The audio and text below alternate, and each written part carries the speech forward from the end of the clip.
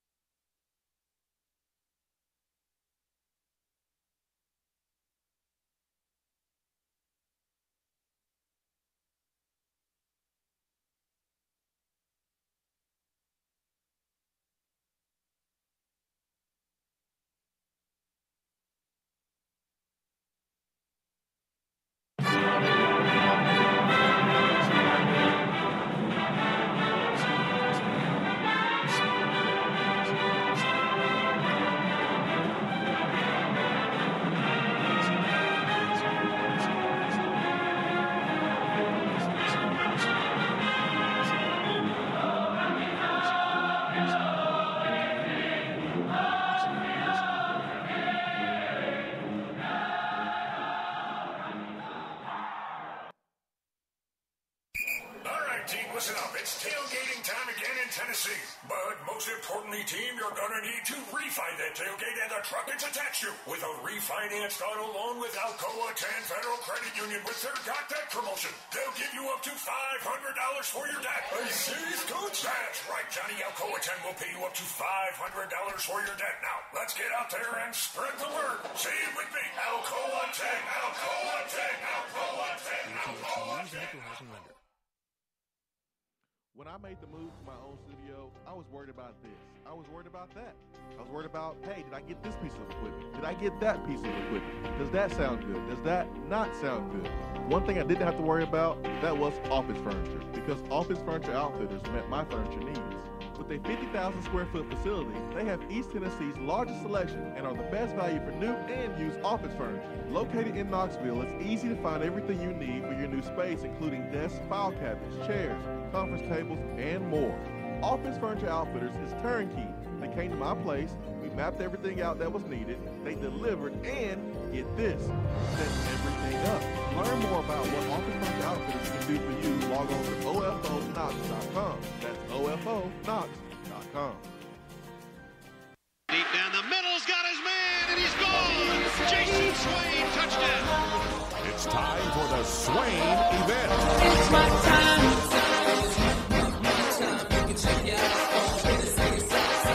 With your host, Jason Swain. My man. Real sports talk for the real sports fan. All you chumps are gonna bow down with them. It's time for the Swain event, fueled by Dead End Barbecue. Yak, yak, yak, yak.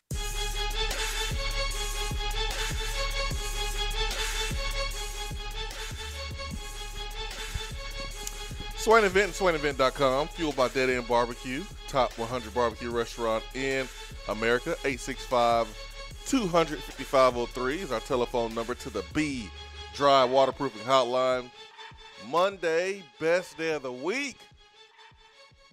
If you're coming off vacation, if you're just going on vacation, If you are on vacation, good morning. Thanks for joining the show. Swain Event app, Rocky Top Sports, 850 AM, 100.9 FM, SwainEvent.com, Swain Event TV. Tons of ways to consume the show. And again, thank you for joining us this morning. Ben McKee and Jason Swain today, because Charlie Burris is a lazy bum. That's why. He is on vacation. One of several this year. He takes more vacations than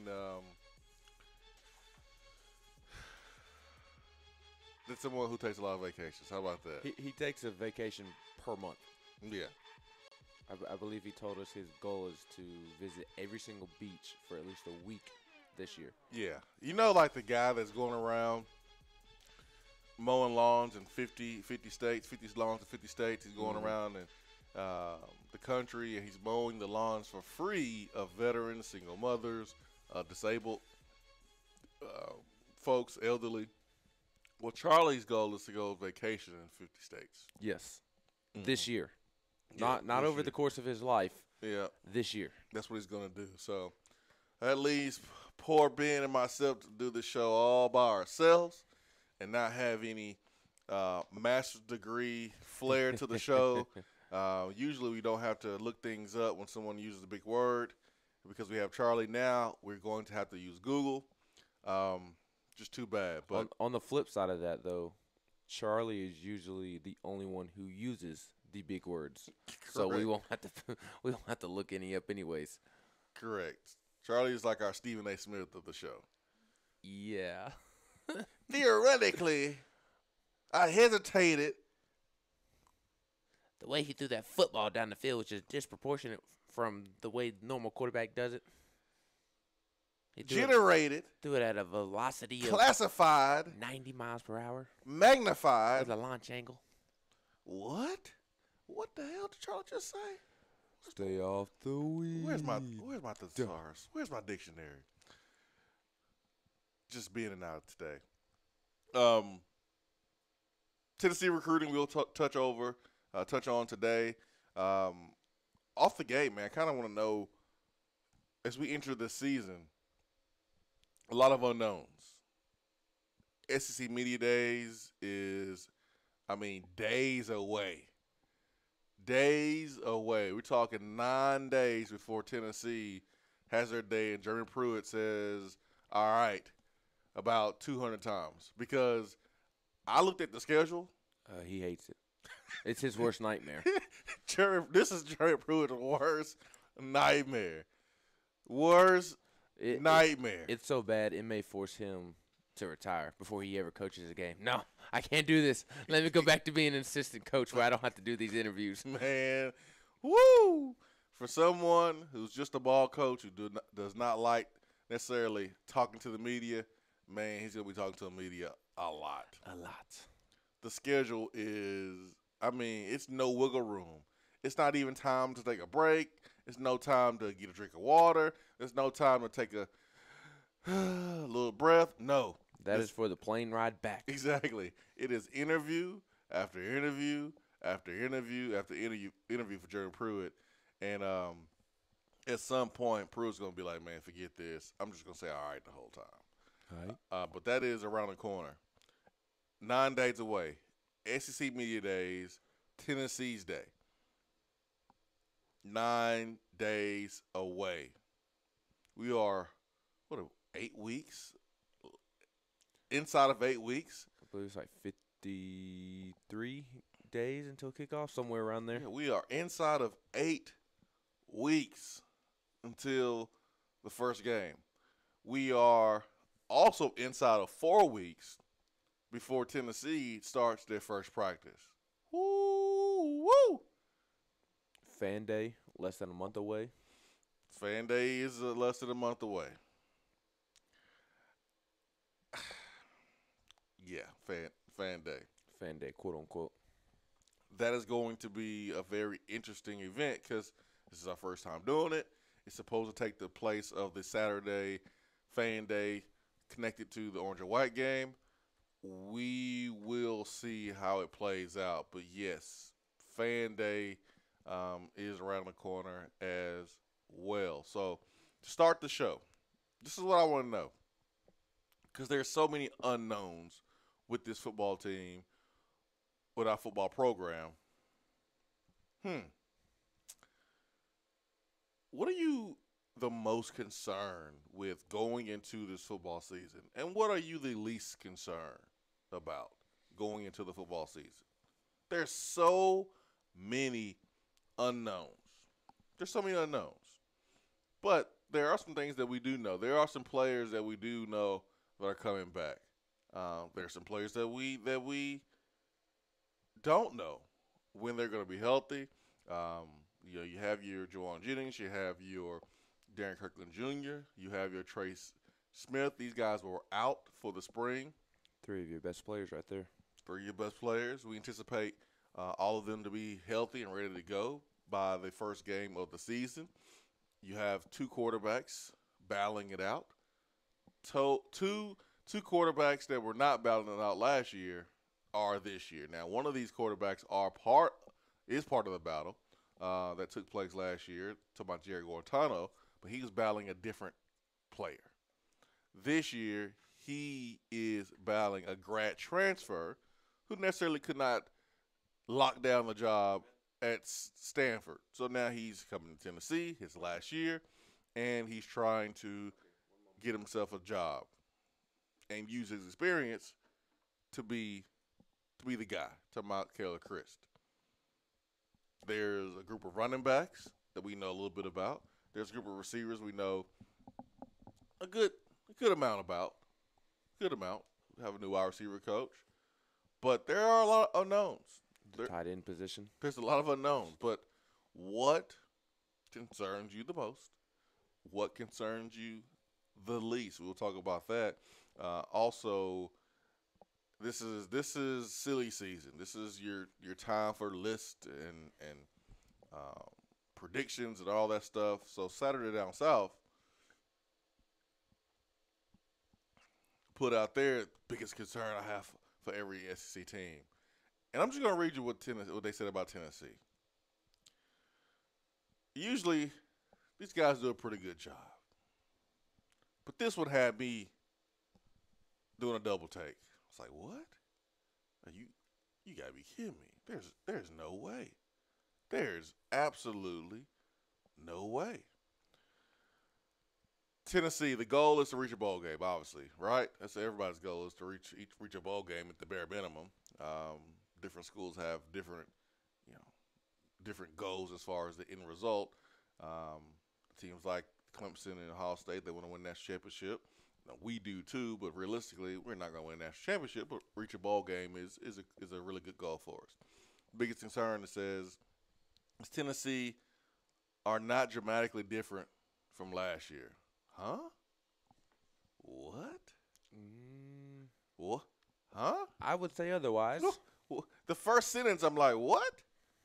The Tennessee is not dramatically different from the team that finished 0-8 in the SEC last season. Yes, the first team that has a new football coach. It's not drastically different than the team The from last first year. line, I'm done. The first line, this is from Chris Wright. I'm done the first line. They normally do a good job here at Saturday Down South. I am done. I am not the one that's going to disagree and get upset with every single person in the media that doesn't have Tennessee preseason ranked number 1 in the East. I don't want that. I'm not expecting that. But to write that Tennessee, word for word, the Volunteers aren't dramatically different from the 2000 team that finished 0-8 last season. They can't match Florida's talent.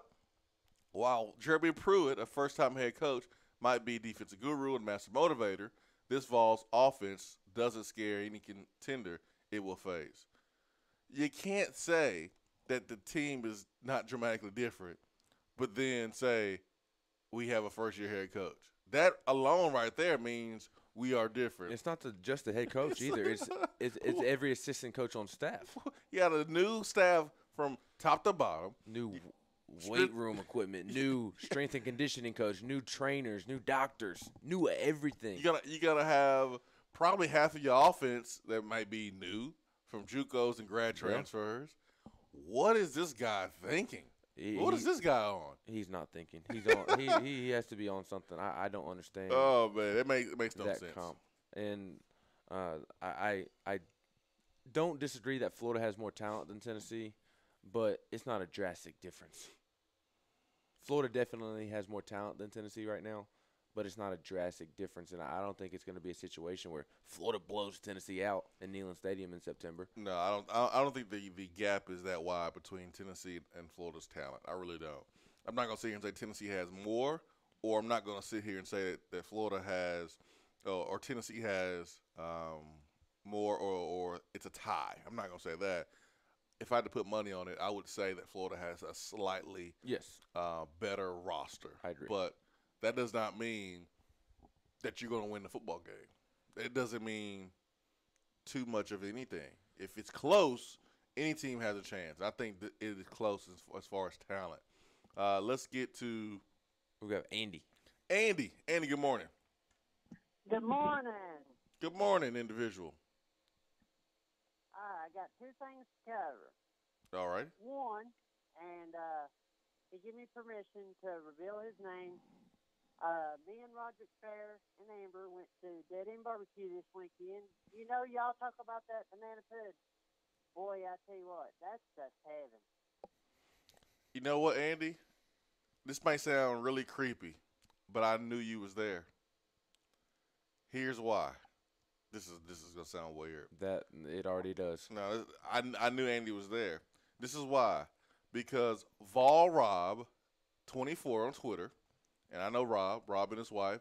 They are from Georgia. They drove up to I want to say they went to the mountains for vacation. They stopped by Dead End Barbecue, and they took a picture by the sign, by the front sign, with Dead End Barbecue in the background. And in the background, I saw Andy's vehicle. Andy, you were parked in the front row, correct, by the door? Yeah. That it. Boom. Why are you creeping on Andy? I didn't mean to, man. I just know Andy's car from signing day. He had the big old Power T decal in the back. I saw that. I think what's going on is that you're having Vol Rob follow Andy and keep up with his every move. That is not what happened, man. That is not what happened. So, Andy, I knew you was there enjoying yourself some Dead End Barbecue. Yeah, I have to say that's a little creepy. Some of the best banana pudding I have ever eaten. I was like, it can't be that good. It's heaven. Even Roderick was like, man, this stuff's deadly. It's good stuff, man. It's good stuff. Another thing, I hear we got two announcements coming today, hopefully from two recruits, Joshua Harris, I believe, and Lane Patterson. Mm-hmm. Lane Patterson, big-time linebacker. I probably headed to Ohio State, but that's where a lot of the crystal ball predictions are pointing to. Ohio State. He's the linebacker from Mid-State. He's in the Mid-State area, so now we'll see what happens. Well, I think we got a chance, but I guess we'll just have to wait and see. Yeah, we will. We will. Hey, was you at Walmart Saturday night, by the way? Andy, I'm creeping on you, and you creeping on me. Saturday. I've seen your whip outside of Walmart. Your whip. Saturday night. I don't know, man. I don't know. Who knows, man? That's all good. Andy, anything else, man? No, that's it. Y'all have a great day. All right, see you, Andy. Andy, we creeping on each other, huh? I'll tell you what, I was at Walmart Friday picking up my new 50-inch TV that I got. Yeah, going to that store is always an adventure. That is, for sure. It is great to people watch at that store, at the big box store. At the big box store, yes, especially once you move off of campus and you're not going to the nice brand new one and you get to go to the one that's a little older. Very interesting, indeed. Very. So yeah, I saw Vol Rob Twitter, his picture. He tweeted out that he was at Dead End Barbecue. I just so happened to see Andy's car in the background. That was weird. Yeah, it was very weird. It was who's who at Dead End Barbecue over the weekend. Chris Lowe and Chris Lofton and myself, we went to Dead End on Friday to have lunch and telling old war stories. It was really, really, really fun. I really enjoyed it. Attaboy to Chris Lowe, man. He's dropped 90-plus pounds. Looks phenomenal. He's been working his tail off. When he first got there, he was like, I just finished a 3-mile run before I got here. So you knew what was going down. Did he get the banana pudding? No. So the discipline is real. No, he did not get the banana pudding. But he did, what did he get that day? Oh, he got the smoked bologna sandwich. Ooh. And he got some beans and sausage. And I want to say he got some cornbread, something like that. Can't go wrong with any of it. Was it sweet or unsweet? I think just a regular cornbread. And then Lofton got himself banana pudding. Chris Lofton don't go to Dead End Barbecue without getting banana pudding. I was listening to an interview with DJ Steffens, who is playing on the Grizzlies Summer League team, and he played on Chris Lofton's team this past season, and he said Chris Lofton carried that team because the interview host was like shocked that Chris Lofton was still playing basketball because for non-Tennessee fans, that's the name of the past right there. Yeah. And he was shocked that he was still playing, and he asked DJ Steffens if he was still any good, and he was like, yeah, he carried our team through the playoffs and to the championship game. He had that shot, man. The shot's still pure. Kane Patterson, listed as running back / linebacker, 6'1", 225, and looks like it's between Ohio State and Bama, according to the Crystal Ball prediction, 94% to Ohio State. So looks like another little pipeline from the mid-state. It would be what? The Von Bell pipeline? Von Bell's more like Chattanooga, but still, Tennessee pipeline. Right. That is Von Bell. You have Master Teague, who came from Blackman a year ago, and then Kane Patterson if Kane selects Ohio State. So 865-200-5503, B-Dry Waterproofing Hotline. Take our first break of the day. Be right back.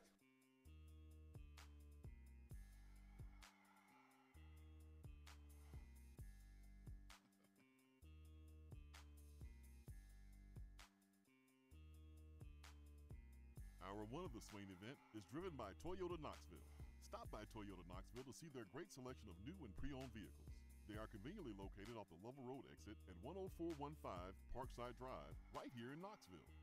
It's Christmas in July at Better Mattress. Better Mattress has teamed up with Home Depot, and with select purchases, you can get a free Weber grill or choose a free adjustable base or a free headboard footboard while supplies last. Better Mattress has brands you know like Tempur-Pedic and Sealy, plus the brand I love, the Better Mattress brand, handcrafted in East Tennessee. Go to Better Mattress and get a free adjustable base, free headboard footboard, or free Weber grill while supplies last. 6 area locations, bedrmattress.com.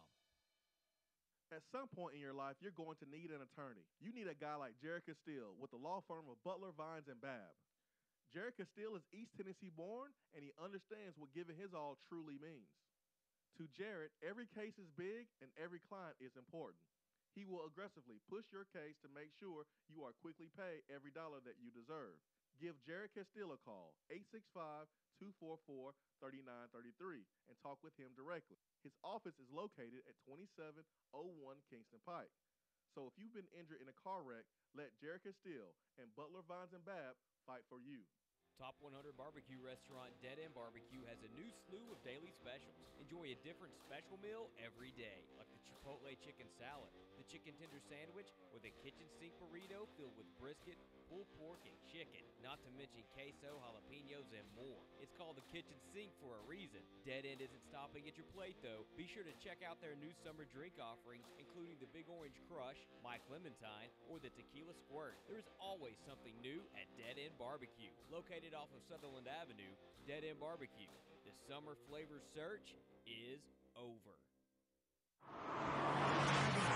Flashing blue lights in your rearview mirror. You pull over, step out of your car, and the next thing you know, you're being arrested for driving under the influence. Now what do? We all should be responsible. But remember, just because you're arrested doesn't mean you're guilty. Call Criminal Defense and DUI attorney Marcos Garza at 865-540-8300.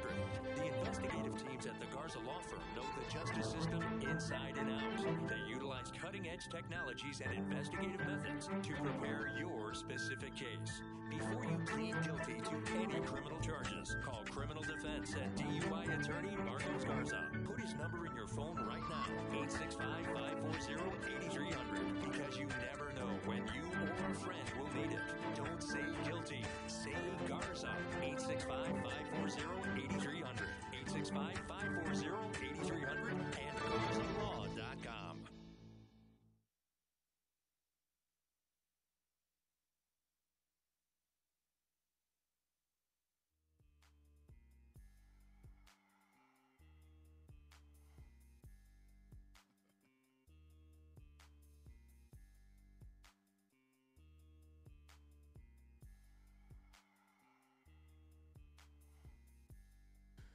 Double JC171 on the text box says, any word on Brant Lawless? We're still waiting on him to be admitted at the University of Tennessee. We're still waiting on him to report, along with J.J. Peterson. Brant Lawless, as I said on Friday, probably is in worse shape than J.J. Peterson. If I had to put money on it, Peterson would be here, and Brant Lawless probably will be going to JUCO. But anything can happen. Anything can happen. I think Brant Lawless is in some he's in deep water. Yeah. I think we've also reached strongly concerned mode with Mr. J.J. Peterson. Maybe not in the sense of him getting in, but in the sense of him having as big of an impact as we initially thought for this football season, because by the looks of it, he's not going to get here until August. And he can get here later in the summer. He can get here later in July and still be okay as far as maybe taking class. He may be a week late, something like that.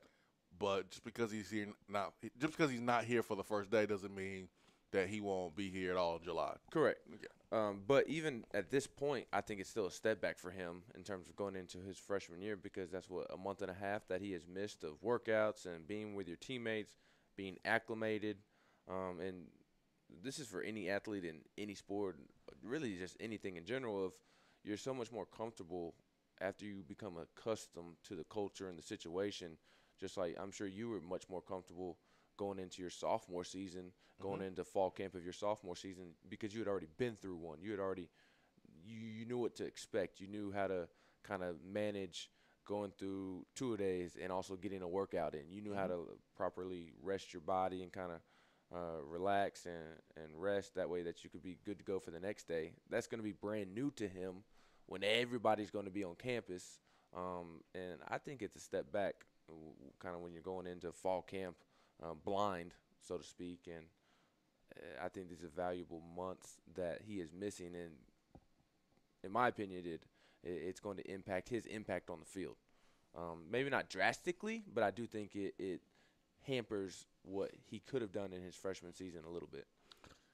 If he is everything we hope him to be, which is a savage on the football field, a dog, the only thing that he's going to have maybe some trouble with is maybe conditioning and getting down the playbook 100%. But if he comes in and he's a Jeremy Pruitt type of guy, and I don't see how he's not a Pruitt guy considering he's been coached by Rush Probst for the last 4 years. Right. I mean, those guys, Rush Probst and Pruitt, when it comes to football coach, they're not too much there's not much of a difference there. Yes, anytime you're not here while the rest of your team is, it's going to be step back. You're gonna be a little step behind. But I'm trying to remember when I was coming in as a freshman, and I got the playbook down pretty quickly. Now I was someone who got it during the spring. I was someone that necessarily wasn't the best as far as book smart, but I was very smart on a football field. And so I had a FBI is what Derek Dooley would call it. Football intelligence is what Derek Dooley called it when he was here, which is pretty, it's pretty kind of smart if you ask me. I like the FBI thing, but I felt like I had a high FBI. I don't know what J.J. Peterson's FBI is. We know that as far as his classwork, it's what's keeping him from Tennessee right now. Not the greatest. But that could be – I've seen players that in the classroom, man, they struggled. Football field, they were the smartest dude on the football field. No, night and day difference. So I don't know how J.J. Peterson will be on the football field. Will he make an impact game one? I don't think so. And that's where I think that month and a half makes a difference, because instead of learning the playbook and kind of learning your tendencies and the lingo and the language that the coaches are using, you're going to spend all of August doing that, picking up the playbook, picking up the lingo, whereas you could have done that in early May, June, and July. And then in August, you can just go play football. And then you are ready for that first game. Now he has to learn everything in a short span, assuming that he comes in August. You have to learn everything in that month. And then you're not playing at that accelerated speed that you're capable of, because you're second-guessing, all right, should I go this way? Should I go that way? You're second-guessing yourself. You just can't play. Yeah, this defense that Pruitt is rolling out, and once everyone gets it down 100% and they're not thinking, they're just reacting, this defense is going to be really, really good. And they get the players too.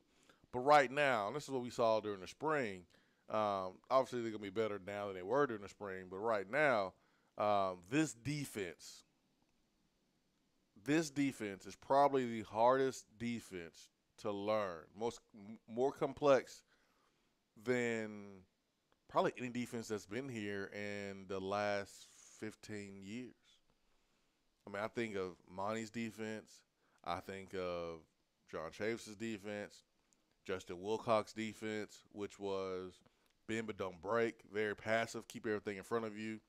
John Chavis' defense, he blitzed at times, but, man, I never heard about guys having trouble getting the defense down. Oh, man, the defense is so hard to understand, so hard to learn. Didn't hear much of that under John Chavis.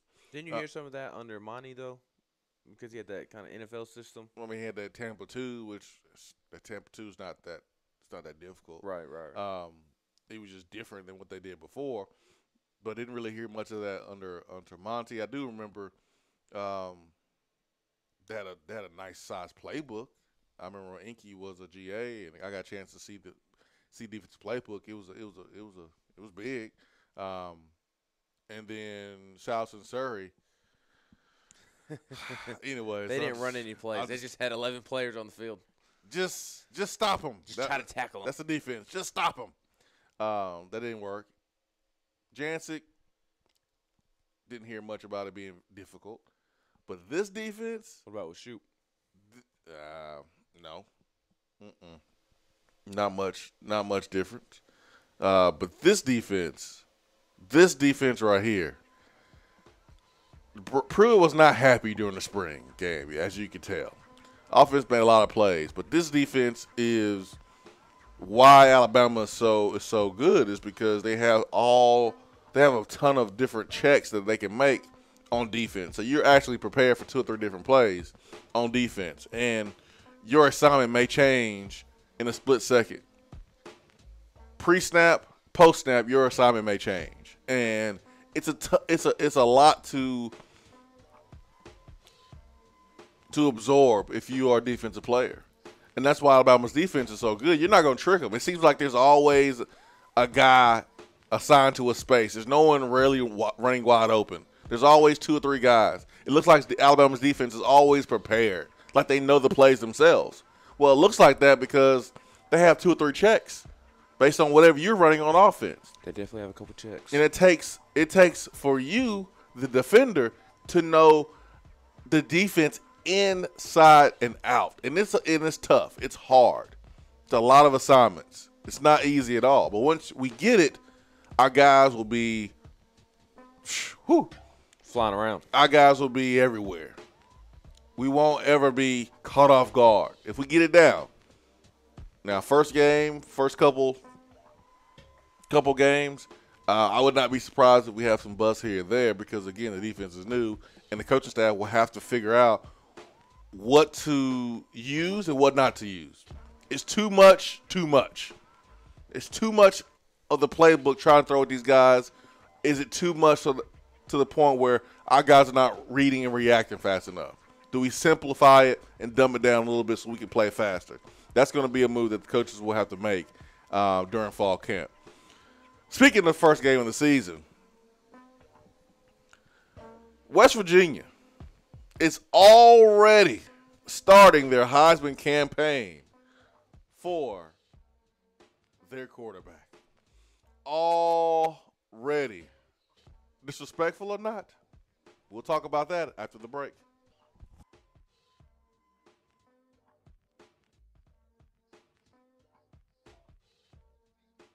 Hour 1 of the Swain event is driven by Toyota Knoxville. Stop by Toyota Knoxville to see their great selection of new and pre-owned vehicles. They are conveniently located off the Lovell Road exit at 10415 Parkside Drive, right here in Knoxville. We have all made the mistake of dropping or breaking our smartphones. See? But did you know that you can have it repaired for a fraction of the cost that it takes to replace it? Well, you can. Because iDrop is the area's leading mobile repair store, home of the 1 hour or less phone repair, 1-year parts warranty, and #1 customer service. Broken screens, cracked cameras, charging ports, batteries, you break it, we'll fix it. If you didn't break your phone, protect it with one of our leading accessories such as LifeProof, OtterBox, UAG, Reciproco, Caseology, and Spec. Visit our West Hills location at 7115 Kingston Pike, between Office Depot and Hardee's, or call 865-888-9740 and speak with our trained technician to see how we can get your phone working today.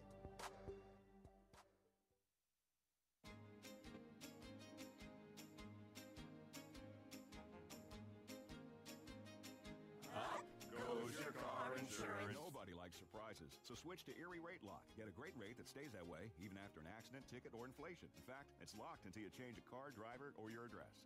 Your Erie agent in Knoxville is InsureFit RM. Get a quote at 865-684-4900. That's 865-684-4900. Erie Rate Lock does not guarantee continued insurance coverage and is not available in all states. JC's Tree and Landscaping Service specializes in quality tree work done at an affordable price. Trimming and removing trees are their specialty. They also offer other services like land clearing, stump grinding, crane services, and all of your basic landscaping needs for both commercial and residential. JC's will give you a free estimate and beat any written quote by a competitor to guarantee that you get the lowest price around. Don't risk your land with a fly-by-night service. JC's Tree and Landscaping is licensed and insured. Give them a call at 865-599-3799. Gentlemen, when it comes to health and quality of life, there are numbers every man needs to know, including our testosterone number. I recommend going to Low T Center. They make it quick and easy to get your levels checked, and it's covered by most health insurance. Low T levels can make you feel tired and grumpy. It can raise your cholesterol, cause weight gain, and loss of muscle mass. Low T Center's physicians specialize in treating low T in men. Listen to me here. They know men's health and are reinventing men's health care. Call 865-392-1388 or go to lowtcenter.com. You're listening to the Swain event. And you know this, man. By now, you know that Mooyah has the best burgers in Knoxville. Their beef is never frozen, they have all-natural turkey burgers and black bean veggie burgers, not to mention they make their buns in-house every day. But now, you can also get 100% all-beef hot dogs or, wait for it, all-natural chicken sandwiches. Trust me, these chicken sandwiches put chicken restaurants to shame. So stop into Mooyah and taste the difference. Located at 7301 Kingston Pike, right by Better Mattress. Craving homemade flavors that don't take hours in the kitchen? Mrs. Grissom's cheese spreads and chicken salads are the perfect go-to. Ready-to-eat meals and snacks found in the meat or dairy section at the grocery store with flavors of home in every bite. Whether you crave the classic Mrs. Grissom's pimento cheese or the gold gluten-free select cranberry pecan chicken salad, enjoy the sweet taste of a home-cooked meal in every container. Select the best. Select Mrs. Grissom.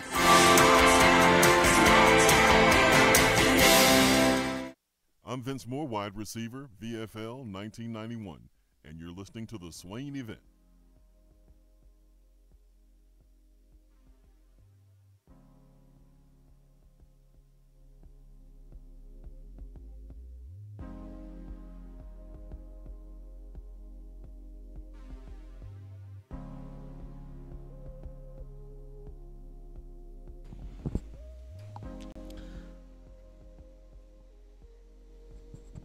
I can't even hate because what West Virginia is doing right now, man, they're already launching their Heisman campaign for their quarterback, Will Grier. And don't get me wrong, Will Grier is really good. Beat Tennessee as a true freshman. Made some big throws in some high-pressure situations against a rival. If you don't know about Will Grier, he tested positive for a banned substance there at Florida, over-the-counter supplement, which is really easy to do if you are not careful. If you don't communicate with your trainers at your school about extra things that you're taking, you can find yourself in Will Grier's position. When Will Grier was going to be suspended, he was looking for reassurance from his head coach and Jim McElwain that when he returned, he would have his job back. Hindsight, McElwain probably should have guaranteed him his job. Yeah, that probably would have been in his best interest. He would have been probably still at Florida. And not having to answer to why he was laying on a shark naked picture. That shark picture came up, I want to say over the weekend. It did. And I wasn't even mad. Did you even though I know it's not him, I was like, man. I know. You did a double take. But it looks like him though. Did you see the screenshot of somebody had taken Nick Saban's email and like laid out all the emails? Did you see that? I saw that one. And then in one of the tabs it was is McElwain's shark picture real? Like he Googled it. Yeah, I saw the fake email account for Nick Saban. I also saw a video where Nick Saban was prank called by a group of guys. They actually called Nick Saban, and a gentleman pretended like he was the father of a recruit. I did not see this. And Nick Saban's having a real conversation with this guy. That's hilarious. It's hilarious, yep. It's hilarious. I did see that over the weekend. But Will Grier, Grier7Heisman.com. So West Virginia already has a website for Will Grier, and it is freaking July. July, folks. I like it. July. Eric Berry didn't have the start of his Heisman campaign till like during the season. It didn't start at the beginning of the year. I don't mind it happening in July because we the first game, man. But here's the thing. I feel a little disrespectful. I feel a little disrespectful. I get it. But in this, you kind of said it this morning. There's not a whole lot to talk about right now. So what is everybody in the college football world talking about right now? Will Grier and his Heisman website. What other quarterback is being talked about? I see a couple Drew Lock highlights here and there from scouts, NFL guys kind of starting to prepare for the draft. I see a couple Drew Lock highlights. But other than that, what other college football player do you hear talked about? If Will Grier was at Florida, they're not doing this. The fact that he's at West Virginia, I don't know. I think they feel like they have to do this. Yeah. West Virginia, they have to do this. Yeah, and I don't blame them. They don't get a lot of attention. They have to do this. I don't think they have to. They think they have to. I look at RG3. RG3 is in the same boat as West Virginia. No one's paying attention to Baylor. they're not one of the big boys. Even when he played, they were not one of the big boys. Now, they won a lot of games, and they got people's attention, but usually the big schools with the really good players get the nod at the Heisman Trophy. I think this is West Virginia saying, you know what, we don't have guys like this normally. So let's get out in front and let's promote our guy to help him win the Heisman. But if I'm Tennessee,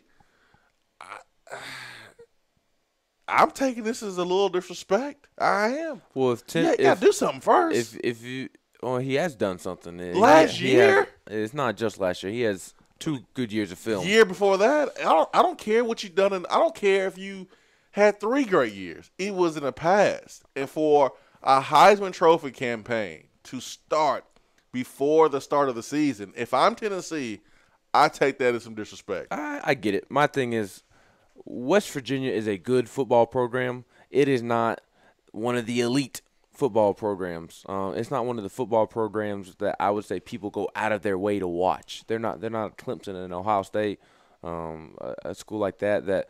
Okay, Ohio State is playing Wisconsin at 8 o'clock on Saturday night. I may go out of my way to watch that football game. If West Virginia is playing Wisconsin on Saturday night, you're probably not going out of your way to watch that football game. It reminds me of Bryce Love. I think it would have been in Bryce Love's best interest. I guess it was the year before last where he had a terrific – no, it was last season. He had a terrific year, but nobody was watching him, so he didn't kind of receive the credit he deserved in the Heisman voting. And I think, what if Stanford does start a Heisman campaign last July? Well, you use a Stanford running back. You probably should have used Christian McCaffrey because Christian McCaffrey was the best running back in the country that year. Yeah. No, it wasn't much different than what Reggie Bush did his last year, winning the Heisman there in 2005, than what Christian McCaffrey did at Stanford. The reason why Christian McCaffrey didn't win the Heisman, number one, he's on the West Coast. Number two, probably because he's white, to be honest. Yeah. Christian McCaffrey deserved the Heisman. He was tearing it up. His stats, if you go and look at what Mark Ingram did, his stats were better than Mark Ingram's. Mm-hmm. And Derrick Henry won it that year. I don't remember Henry's stats off the top of my head. Derrick Henry had those Heisman moments. Derrick Henry torched Auburn. He torched some of those big-time programs late in the season. This is why, like it or not, this is why Peyton did not win it. Because when Charles Woodson was going up against Ohio State, everybody was watching. Tennessee was playing Vanderbilt. Nobody was watching. And this is why I hate having Vanderbilt play Tennessee during rivalry week when everybody else is playing juggernauts, top opponents, real opponents. No offense, Vanderbilt, but let's be honest. No, it's the truth. Alabama's playing Auburn. Correct. Florida's playing Florida State. South Carolina's playing Clemson. Exactly. Ohio Mississippi State, Michigan, Ole Miss. Yeah, you got real rivalries taking place. Stanford, Cal, USC, UCLA, or Notre Dame. You got real rivalries taking place, guys. Georgia Tech, and Tennessee plays Vanderbilt. This is why it will be tough for anybody at Tennessee to win a Heisman. If Peyton can't win it, unbelievable year. If Peyton can't win it, no one's going to win it unless we move the Florida game or one of these big games to rivalry week, so that way you have a real moment. When Charles Woodson did that against Ohio State, if you are a voter, that's going to sway you a little bit more than Peyton Manning going up against Vanderbilt and torching them, and it looks like he's playing against 8th graders. But what game would you move? It would have you can't even, because you can't move Florida or Georgia. Georgia's playing Georgia Tech. Florida's playing Florida State. I don't know, man. You can't. Alabama's playing Auburn. South Carolina's playing Clemson. They can play Kentucky. But that's just replacing Vanderbilt with another Vanderbilt. If someone from Tennessee wins a Heisman, it means they would have to do more before that rivalry week game. Yeah, and you got to go into that game as like the favorite. Yeah, without a doubt. And you would have to have a huge game and a huge lead. Yeah, in the voting. You could kind of buck the trend in college football instead of playing your top non-conference game at the beginning of the season. You could play it at the end, but then that West Virginia is probably playing a rival at the end of the year. Just like last year, Tennessee could not have played Georgia Tech at the end of the year because they're playing Georgia. And then on a separate note, do you really, if Tennessee is in contention for the East and is about to play for the SEC championship game, and if they win that game, they make the playoffs, do you want to play a West Virginia the week before? No, I would rather be playing Vanderbilt. Yeah, I know, but It's a double whammy. That's just my opinion on why Peyton did not win it, because you go look at the stats and what he did that season, he was phenomenal. But you look at what Charles Woodson did against Ohio State, and he was phenomenal in that game. I think that game swayed the voters. Mm-hmm. Also, I think the Heisman campaign, you can't tell me that a Heisman campaign is not a distraction. A Heisman campaign is a distraction. Whether you want to admit it or not, whether you think it's a big distraction or a small distraction, it is still a distraction. No, I agree, but I don't think it's as big of a distraction for a guy like Will Greer. He's married. He has a kid. You said it during the break. He's a grown man. I think if anybody could kind of handle the Heisman hype, it would be a guy like Will Greer who is very mature. That's fine, and the website is pretty freaking phenomenal. It's dope. Yeah, I mean, I'm gonna feel kind of bad when Jonathan Combo lays on Will Greer, and when Darrell Taylor drags Will Greer like Derek Barnett did, Thompson over there in South Carolina. I'm gonna feel kind of bad. He has a kid. Dylan Thompson. He has a wife. He has a wife and kids.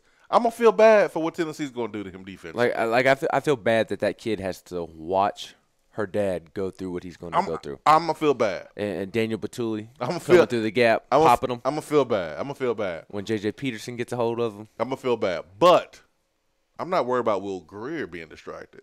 I'm worried about the team, and not even necessarily the team, but his supporting cast. Because if you go to the website, it has like a section of his supporting cast. It's got I'm not worried. Jennings, David Sills Jr., the running backs, the offensive linemen. So that kind of gives them a little spotlight. Well, I'm not worried. Let me take that back. They should be worried.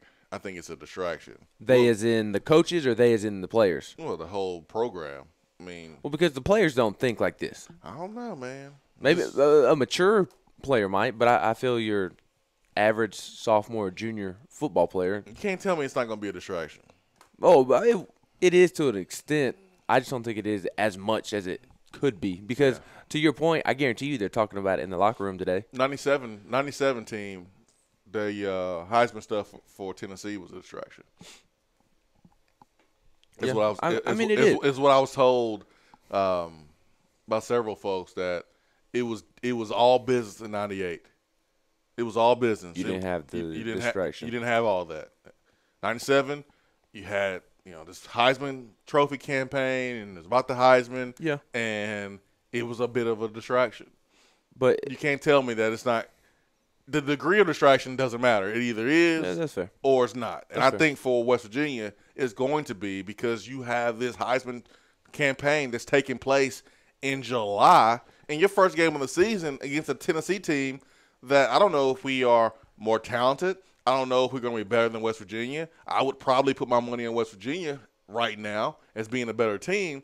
But I'll tell you one thing, Dana Holgorsen has no clue about what team is going to go out there. He doesn't have any film on offense. He doesn't have any film from defense. The only thing he can look at is Pruitt's defense at Alabama and Helton's offense at Western Kentucky. That's the only thing he can go by. Maybe some stuff at UAB. So those guys, they're going to have probably a half to be able to adjust. And it's the first game of the year. I mean, I don't know if I would do a Heisman campaign to start the season if I'm West Virginia. I think it's a distraction for them. I do agree it's a distraction, but in terms of I'm more thinking of winning the Heisman and kind of your program receiving a lot of national recognition. I think it's worth it. It's definitely worth it. I think it's definitely worth it, because that 97 team may have been distracted with Peyton and the Heisman and all that going on, but was it worth it in terms of how many recruits saw that and were kind of, okay, I see Tennessee now. Like, how many, because of the Heisman distraction, That's good. How many eyes of the recruits did it catch? Like, is it worth it? And I think it is to receive all that national attention. But it's a double-edged sword because on one end you're kind of sacrificing the immediate future, but it's best for your program down the road, long term, over the next 5-10 years. I don't know, man. I don't know if I could say it's worth it or not. What if Will Greer does win the Heisman?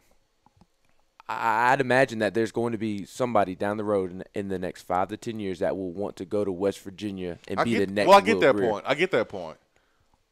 But there's the other side of the sword here. We're saying that it's worth it, but Tennessee only played for one national championship. Yeah. With all that talent. Yeah. All that talent, all those NFL guys, Tennessee played for only one and won only one. When's the next time Tennessee is going to have a team like 97? We have not had one yet. I mean, you may never have another one. Exactly. So you can say it's worth it. I can make the case that it's not worth it because you lose the opportunity that you may not ever get again. You may not ever have it again. A team loaded with that talent, you're not going to get another Peyton Manning and Leonard Little on the same team and Terry Fair. Yeah. I mean, you got to strike when the iron's hot. The closest that you got to that team was 98-01, the closest. And I can make the case that was a wasted opportunity there. Oh, 100%. Yeah. So I see both sides of it. Yes, there's a lot of players that came 98 and beyond because of what they did in 97. How prolific that offense was, how fun they were, how many games they won, how dominant they was during that season. I'm pretty sure that Tennessee was able to capitalize off that. But when you have a national championship, you have a chance to win one, and you don't win it, you might not ever get a chance to win it again. So it is a double-edged sword. It is, no doubt about it. I guess another kind of talking point in terms of this conversation is Nick Saban seems to manage it just fine every year with Derrick Henry, Mark Ingram. Yep. And this year, I mean, Tua's already receiving Heisman hype, and I'm not saying whether he's going to win it or not, but he is receiving hype. So, yes, I agree that it's always a distraction because you're receiving so much attention and all the writers want to talk about it. But can a guy like Nick Saban, if you have a mature football team, a veteran head coach? It's not the same, though. I mean, how so? Because Tua's Heisman consideration is from the outside. It's outside media doing that. This is West Virginia purchasing a domain name, Greer7Heisman.com. It is them doing all the promotion. Tennessee did promotion for Eric Berry, but it was mid-season. It wasn't in July. Alabama would not do this.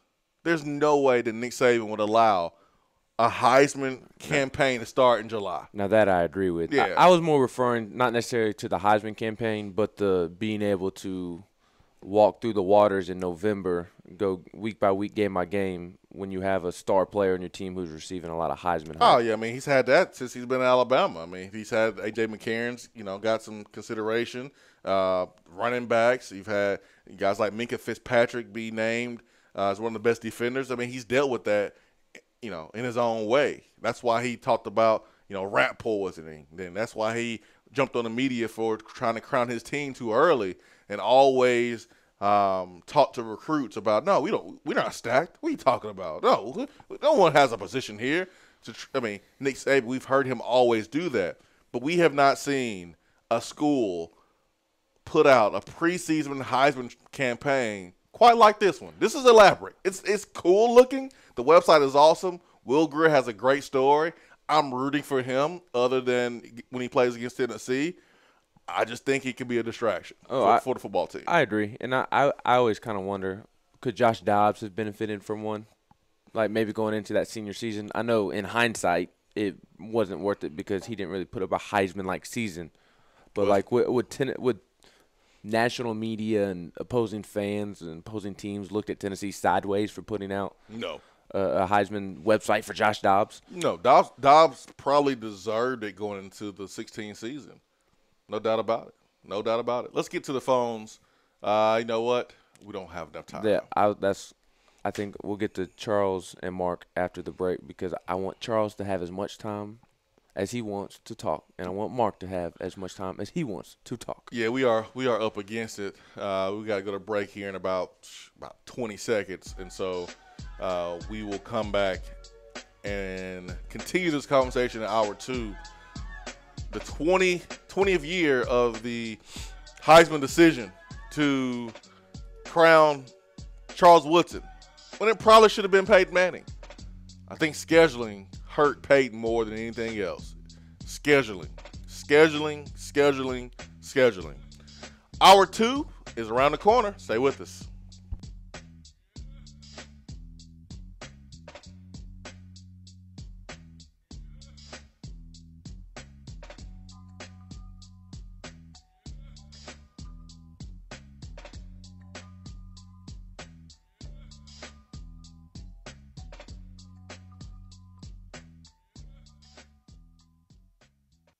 Hour 1 of the Swain event is driven by Toyota Knoxville. Stop by Toyota Knoxville to see their great selection of new and pre-owned vehicles. They are conveniently located off the Lovell Road exit at 10415 Parkside Drive, right here in Knoxville. VFL's Jason Swain and Todd Kelly here with our Men on Football and Smoothie segment. Let's discuss some of our favorite smoothies and how they impact our lives. TK, man, tell me which smoothie comes to mind when you think about playing defense? Swain-O, the Peanut Butter Power Plus and the Power Punch Plus provide the energy needed to make plays every time they take the field. Then you have the Gladiator and the Hawk, nutrition every dominant player has to have.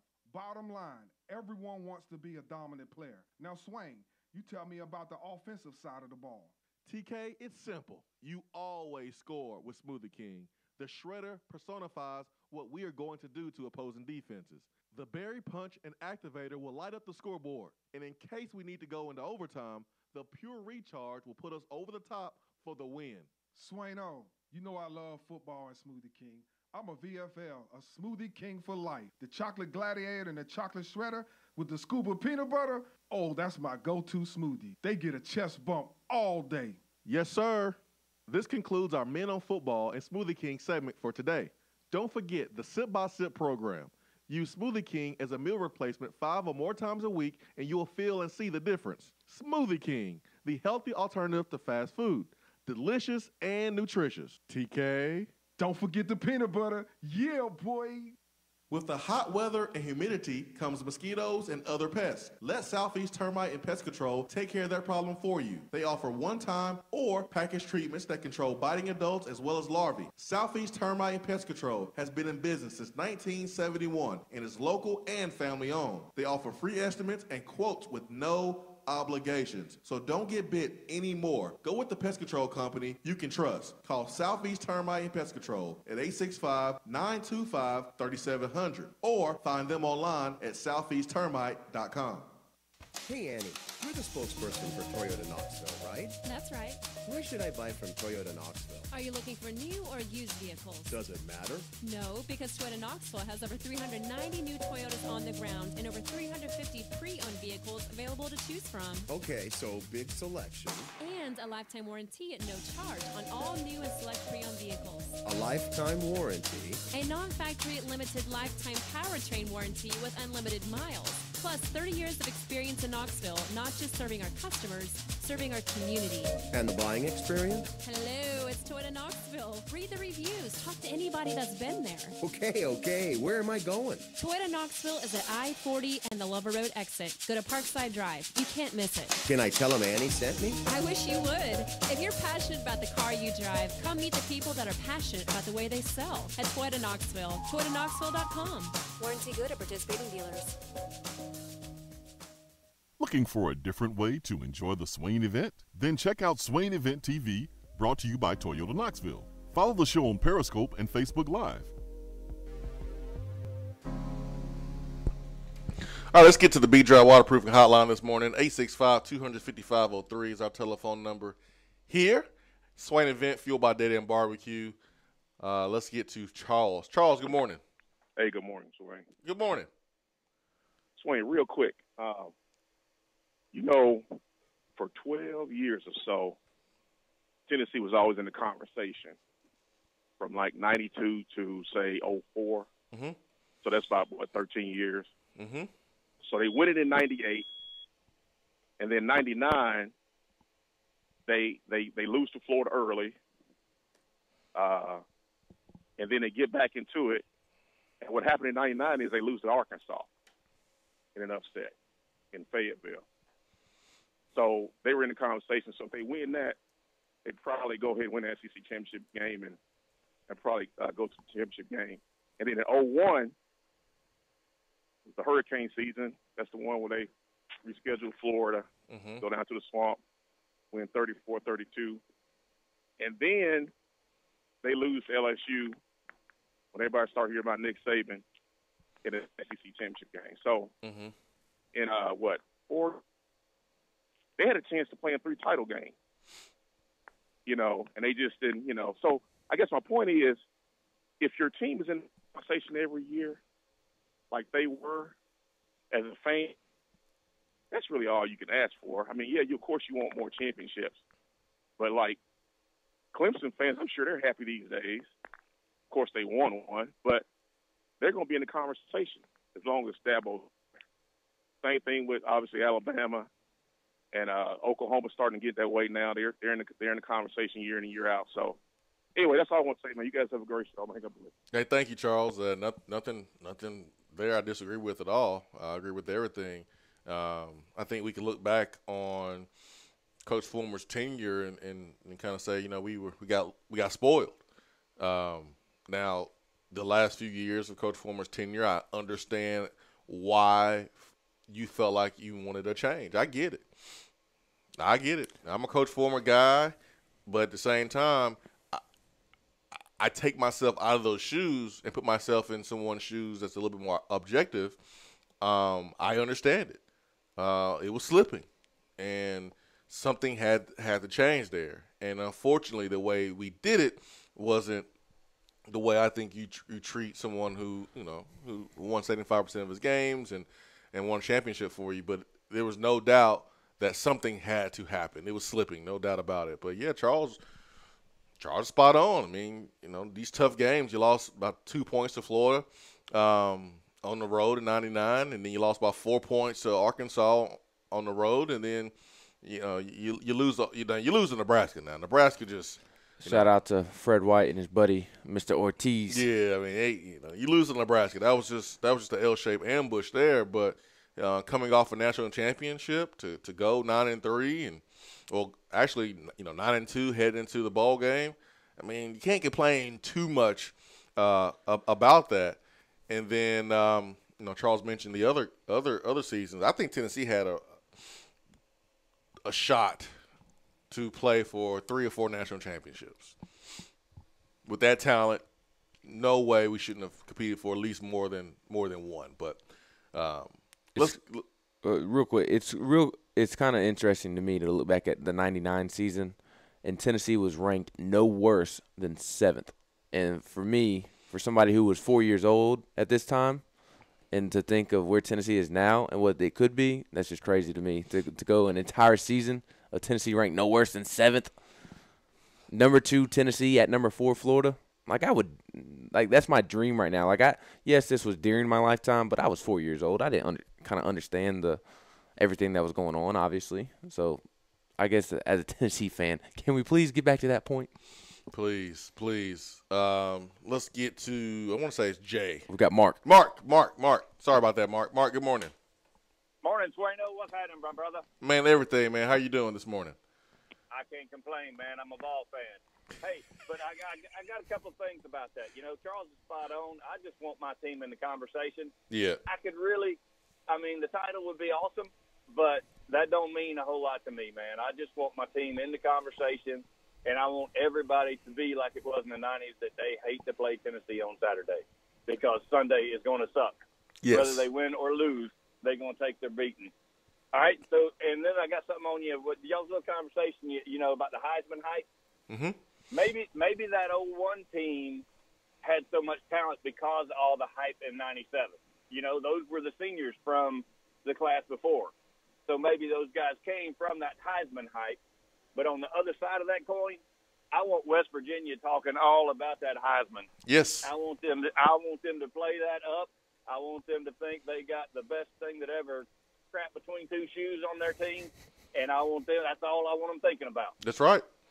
That's exactly right. Distract the crap out of them, and then we're going to smack them in the mouth. That's all I got, boys. Go Vols, baby! Thank you, Mark. Now, I agree. As a Tennessee fan, I love West Virginia talking about Will Grier winning the Heisman. We haven't played a game yet. They haven't practiced yet. There's not a team in America that has officially started practice. Not a game. Not a game. They haven't started practice yet. Practice. They haven't started practice, guys. Not one. Not one practice with just helmets. That has not even started. And they're already talking about a Heisman. I love it. I love it. I do give them a little bit of the benefit of the doubt because you mentioned they haven't started practice, and you are 100% correct, obviously. But what in the world else are they going to do in West Virginia? It don't matter, man. I know. I'm kidding. It's a distraction. I remember being preseason ranked number 2 in 2005. We had everyone at fall camp practice. ESPN is doing specials almost every single day. I remember this prediction to this day. I'm not sure who it was, but someone predicted Tennessee to play USC in the national championship game. And we looked like trash that season. The hype got to us. That's a kind way to put it. It's just the truth. The hype got to us. Now, made a wrong move at the quarterback position. That's kind of what happened. But the hype, you don't want that. You don't want all that hype. 2016, we got all the hype. And how did we come out and play the first game? We were flat.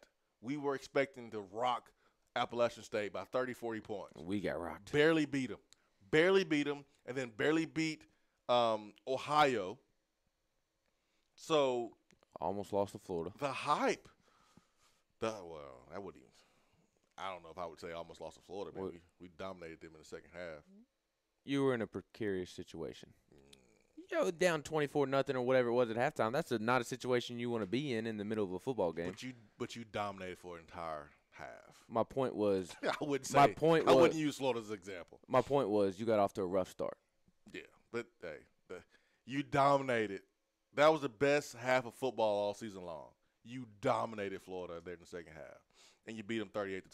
So I would use probably App State and Ohio, where the hype got a hold of you and you didn't play your best. You played your best against Florida there in the second half. But I'm with Mark. I don't want my team to be hyped up like West Virginia. They're already starting a Heisman campaign. Weird. Let's get to the phones and let's go to Spencer, who's calling from Memphis. Spencer, good morning. Hey, guys. Hey, Spencer.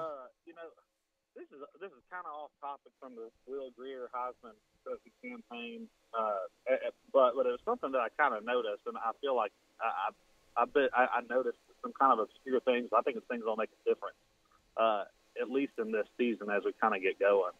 And one thing that I kind of noticed about it seems like with this staff and the players, at least, and this is all kind of what I'm seeing on social media, right? So Mm-hmm. You take it for what it is. Yeah. But one thing I noticed is like the coaches, they're going on little, vacations or weekend trips or whatever together.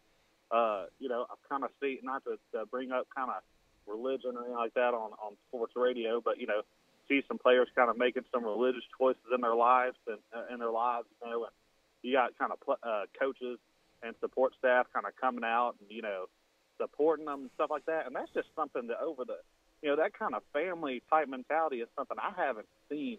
I didn't see it in the Butch Jones era, and I'm not saying it wasn't there. I'm just saying that I didn't see it. I didn't see that kind of relationship with coaches, going on vacation together. And I didn't see, open, coaches openly caring about their players and some of the choices that they made. And that's not to knock everybody on the staff. It just didn't seem, I didn't seem to notice it as much. And I think, to me, those are little things that it's kind of obscure. It's not necessarily football related, but that can pay off huge in the season, I think.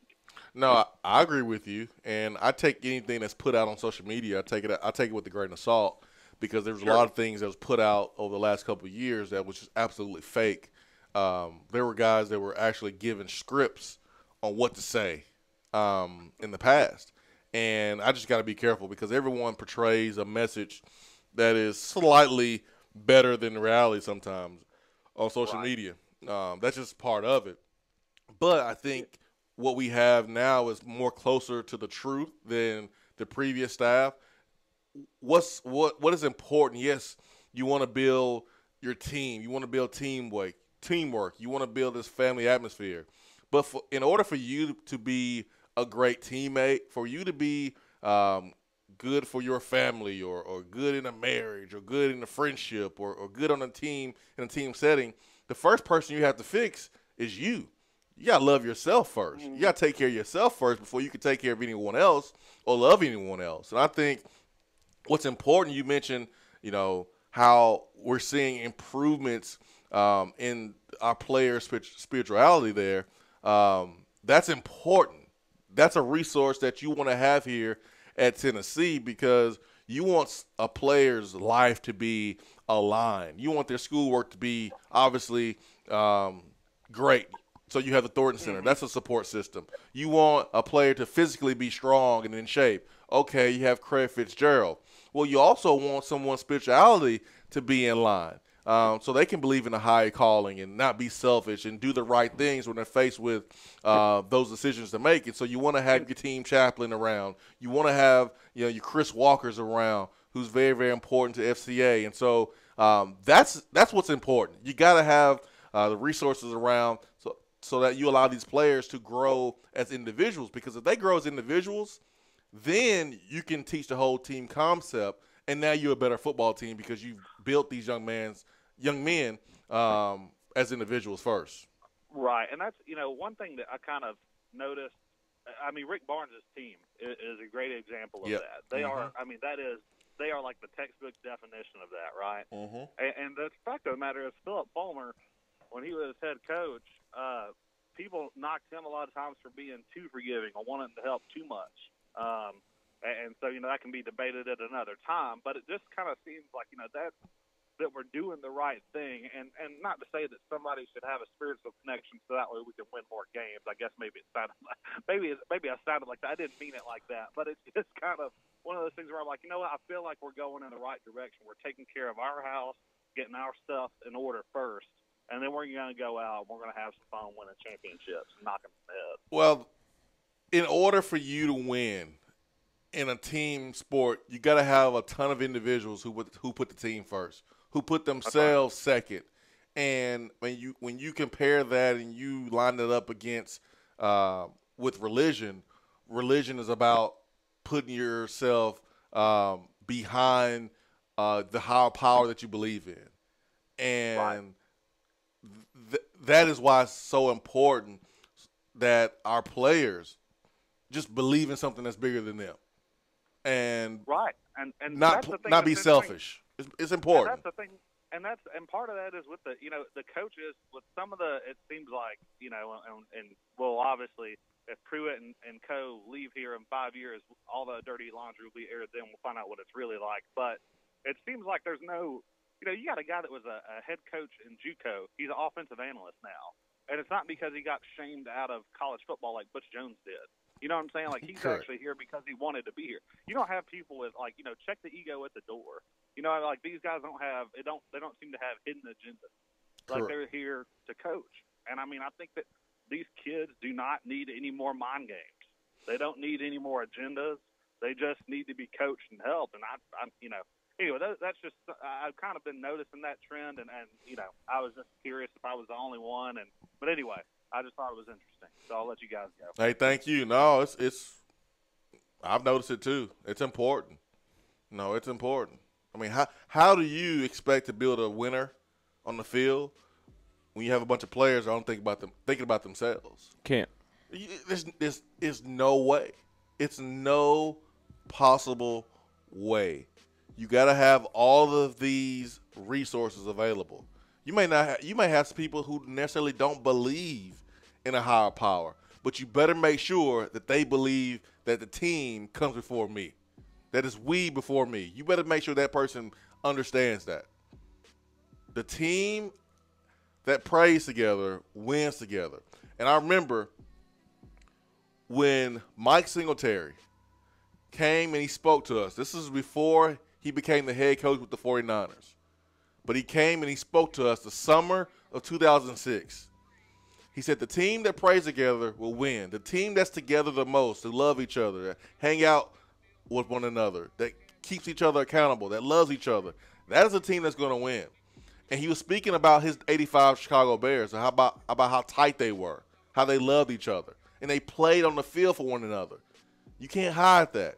We've seen teams have, internal issues and how they played on the sideline. How are you called to go into a game and you say no? 2016 South Carolina game. That was a team that was fractured. And that's why this coaching staff right now is preaching what they're preaching. Because we had to fix that part. It's not where we want it to be at all. Really good phone call, Spencer. And Mark. No, that was Spencer from Memphis. Spencer, Memphis, Mark, and Charles all had good calls. Yeah. Last call was Spencer from Memphis. So yes. really good call from Spencer. Appreciate that. Mark with some good stuff as well as Charles. But yeah, picking that up, Spencer, I've noticed that too. All right, we got touchdown turnover coming up next. We got Attaboy coming up next here in hour 2, so stay with us. JC's Tree and Landscaping Service specializes in quality tree work done at an affordable price. Trimming and removing trees are their specialty. They also offer other services like land clearing, stump grinding, crane services, and all of your basic landscaping needs for both commercial and residential. JC's will give you a free estimate and beat any written quote by a competitor to guarantee that you get the lowest price around. Don't risk your land with a fly-by-night service. JC's Tree and Landscaping is licensed and insured. Give them a call at 865-599-3799. Hey, it's Jason Swain. There's a lot of people talking about testosterone, but do your homework and go to a medical provider that you trust and that specializes in testosterone. I got my levels tested at the Low T Center. Their physicians exclusively diagnose and treat men with low T. At the Low T Center, it's quick and easy. Treatment is even covered by most health insurance. Call 865-392-1388 or go to lowtcenter.com. Craving homemade flavors that don't take hours in the kitchen? Mrs. Grissom's cheese spreads and chicken salads are the perfect go-to. Ready-to-eat meals and snacks found in the meat or dairy section at the grocery store with flavors of home in every bite. Whether you crave the classic Mrs. Grissom's pimento cheese or the gold gluten-free select cranberry pecan chicken salad, enjoy the sweet taste of a home-cooked meal in every container. Select the best. Select Mrs. Grissom.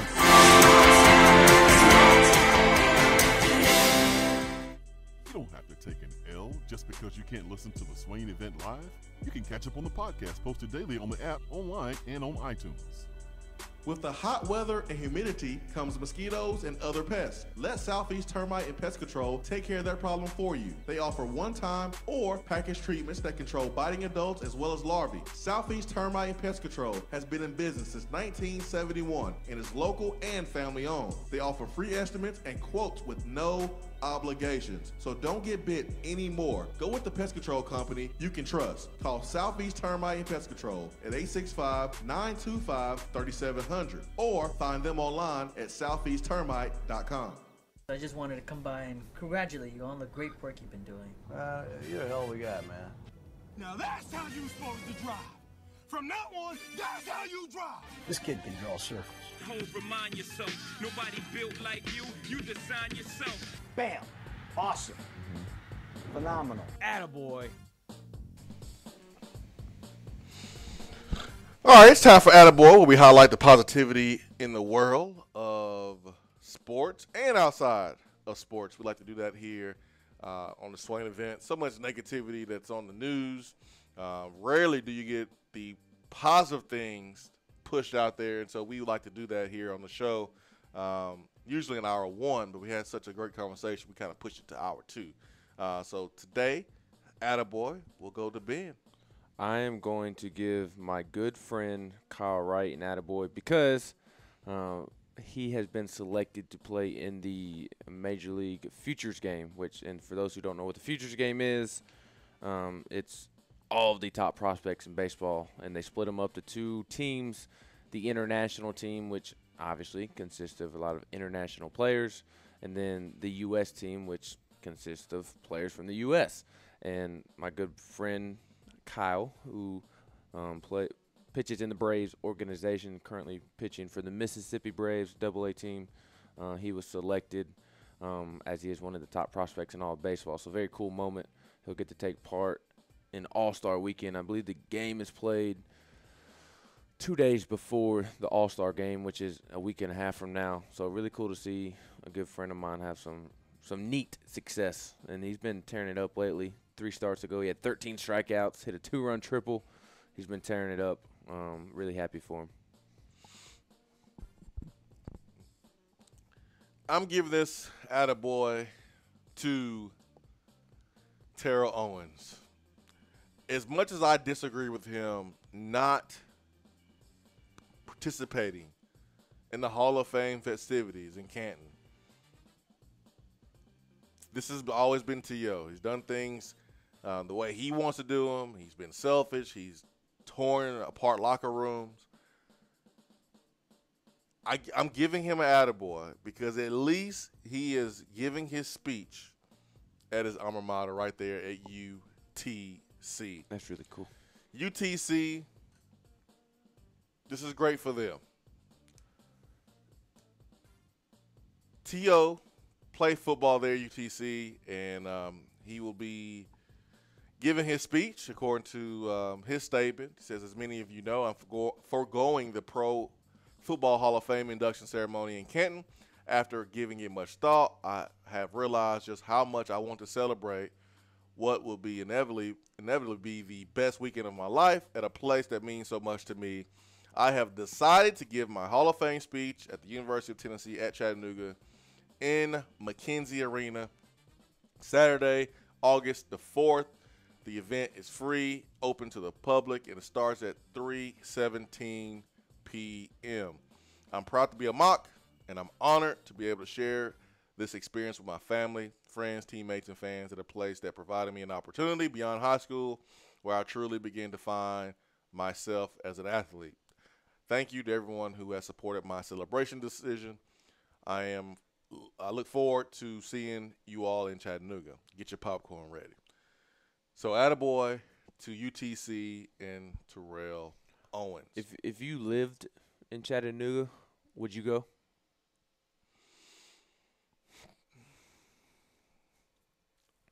Without any ties to Chattanooga? Just Jason Swain, the former Tennessee Vol? Yeah, I mean, yeah, it's kind of cool, though. I mean, Terrell Owens, one of the greatest wide receivers of all time, is being inducted into the Hall of Fame, and he's choosing to have his induction speak, quote unquote, in Chattanooga. I don't think I would go. I wouldn't. But it is pretty cool that he's doing it in Chattanooga. Yeah, I mean, it's cool that he's doing it in UTC, the school that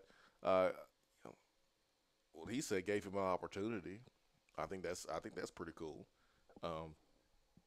It is attaboy, so I don't want to say anything too negative here. Right. But I want to see T.O. pour into UTC when it's not a Hall of Fame speech. I wonder if T.O. was connected to UTC and doing things for them before this, because he doesn't want to go to the Hall of Fame. Maybe because they decided not to. They didn't vote him in earlier. He should have been in first ballot. Is he just spiteful and UTC was the only place where he could go? I hope that UTC was not chosen just because he didn't have any other place to go. But this, again, it's still a good look for UTC. This is going to help them recruit. This is a really good thing for the city of Chattanooga that is beautiful, that's growing like crazy. Every time you drive through, there's something being added to Chattanooga. So it's a beautiful part of the country. So I'm happy for UTC. I'm happy for that city. So I'm giving them an attaboy today. I like it. I just hope it's for the right reasons, T.O. I do too. For the right reasons. Bring your popcorn. 865-200-5503, B-Dry Waterproofing Hotline this morning. Hour 2 of the Swain event. 865-200-5503 is our telephone number here to the B-Dry Waterproofing Hotline. So thanks again to Spencer, Charles, Mark, and, of course, Andy for starting us off this morning. But Andy always starting us off on the right note. Yeah, but we've been talking about the Heisman Trophy hype that's surrounding Will Grier. West Virginia, Tennessee, they play first game of the season. And as a Tennessee fan, there's nothing more that I would want than to dash the hopes that would be beautiful of this Heisman Trophy campaign in the first game. That would be beautiful. Volstorm made a really good point on Twitter. Big-time programs don't have to do this. Big-time programs don't have to promote a Heisman Trophy candidate with a website and all this promotion to start the season. You don't see that. You didn't see Troy Smith and Ohio State pumping out Heisman campaigns before the season. You didn't see USC and Reggie Bush do this. You didn't see Alabama. You didn't see Auburn do this when Cam Newton won it, or Alabama when Derrick Henry won it. Mark Ingram. Yeah, I mean, you just don't see it at the big-time programs. I don't even think Baylor did this when RG3 won it. I don't think they did it. I don't recall anything. If they did, it was late in the season. I don't think Louisville did it with Lamar Jackson. Volstorm, that's a very good point, and that point is why it doesn't bother me that they're starting in July, because it doesn't bother me in terms of I like it, actually, as a Tennessee fan. I do too in that sense, but also if we're talking about just strictly the Heisman and winning the Heisman and what it takes to win the Heisman, obviously it's 95%, 90% what you do on the football field, obviously. But for these schools like West Virginia, they're not up there with the schools that you just laid out. You kind of have to do things like this to garner attention for your star players or for whoever might be up for the Heisman. Before the start of the season? I think you do. No. Because like I said at the very beginning of this conversation, what is everybody else talking about in college football? It's Will Grier right now, and this website. That's the talk of college football for the past day or so. But all you've done is put unwanted pressure on yourself. It's a double-edged sword. Now, if you go out and you lay a dud against Tennessee, man, you're done. Yeah, you're done. You're right. You're done. Yeah, that's another way to look at it. Yeah, you put this attention on yourself, but you better play well. And if you don't, you're not going to win. Wait to mid-season. Wait till you're actually playing well before you put this out. Is what I would do. But when you do that, if you wait till mid-season or if you even wait till the end of September, it gets caught up in the news. It gets lost in the news. Not everybody's talking. Right now it's the talk of college football. In the middle of the season, it's the talk of the ACC. I mean, Big 12. We're in the Big 12, sorry. I was thinking North Carolina and West Virginia, those states over there. Right now, we're two Tennessee people that cover Tennessee, and I know Tennessee plays West Virginia the first game of the year, but we're talking about it because it's the biggest story in college football right now. We're talking about it because in the middle of the season, we're only talking about it because Tennessee plays West Virginia. I can tell you that right now. That was the only reason I put it on the show notes is because Tennessee is playing West Virginia. But Lamar Jackson didn't have it. RG3 didn't have it. And those guys play at, your second or third tier football programs. Mm-hmm. You don't need to do this if you're West Virginia. You really don't. You have a quarterback that is arguably one of the top 3 quarterbacks in the entire nation that will be drafted as such, along with guys like Drew Lock. You don't really have to do this. But, again, we're happy that you are doing it from the Tennessee's perspective. It'll look better when we put a whooping on you. Because it's a distraction. So keep it up, West Virginia. All right, we got touchdown turnover coming up next. And that is backed by Alcoa 10 Federal Credit Union. Stay with us.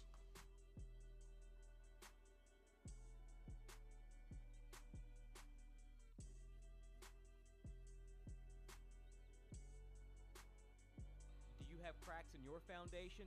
A wet basement or a nasty, leaky crawl space? Our listeners have heard about them on the Swain event for over a year, and now it's time to make the call. Give B-Dry Waterproofing and Foundation Repair the opportunity to fix your home's problem. Since 1958, that's right, nearly 60 years, B-Dry has been solving basement, crawl space, and foundation problems throughout the country. B-Dry only uses high-quality materials from reputable manufacturers. They back their installations with some of the best warranties in the industry to provide homeowners with added peace of mind. They are truly an A-plus company. Whenever you start experiencing a wet basement, leaky crawl space, or a cracked foundation, remember these 3 words.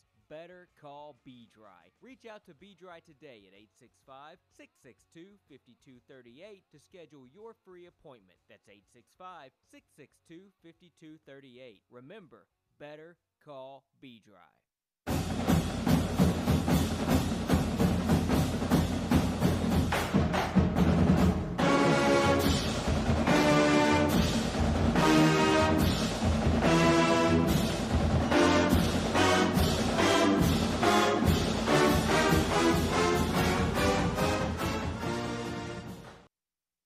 Today looks to be sunny with a high near 89 and a low around 68. There is a 20% chance of rain tomorrow with a high near 88 and a low around 69. Wednesday, the chance of showers sticks around at 30% with highs in the mid-80s. Weather on the Swain event is brought to you by B-Dry. If your basement is wet or cracked, B-Dry can help. BDry.com. Touchdown or turnover is up next on the Swain event. It's Christmas in July at Better Mattress. Better Mattress has teamed up with Home Depot, and with select purchases, you can get a free Weber grill or choose a free adjustable base or a free headboard footboard while supplies last. Better Mattress has brands you know like Tempur-Pedic and Sealy, plus the brand I love, the Better Mattress brand, handcrafted in East Tennessee. Go to Better Mattress and get a free adjustable base, free headboard footboard, or free Weber grill while supplies last. 6 area locations, BEDRmattress.com. When I made the move to my own studio, I was worried about this. I was worried about that. I was worried about, hey, did I get this piece of equipment? Did I get that piece of equipment? Does that sound good? Does that not sound good? One thing I didn't have to worry about, that was office furniture, because Office Furniture Outfitters met my furniture needs. With a 50,000 square foot facility, they have East Tennessee's largest selection and are the best value for new and used office furniture. Located in Knoxville, it's easy to find everything you need for your new space, including desks, file cabinets, chairs, conference tables, and more. Office Furniture Outfitters is turnkey. They came to my place, we mapped everything out that was needed, they delivered, and get this, set everything up. Learn more about what Office Furniture Outfitters can do for you. Log on to OFOKnox.com. That's OFOKnox.com.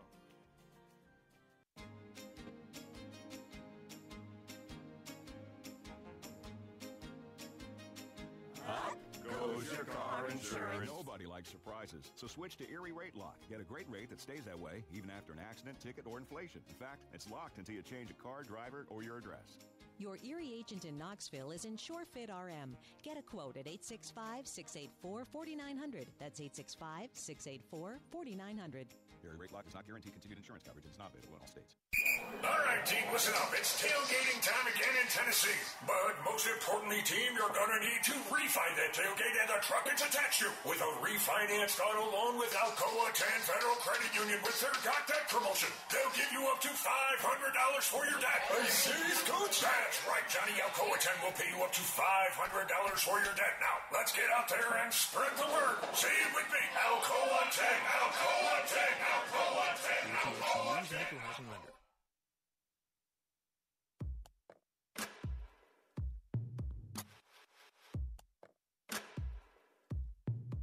Touchdown or turnover is backed by Alcoa 10 Federal Credit Union, a place where you belong.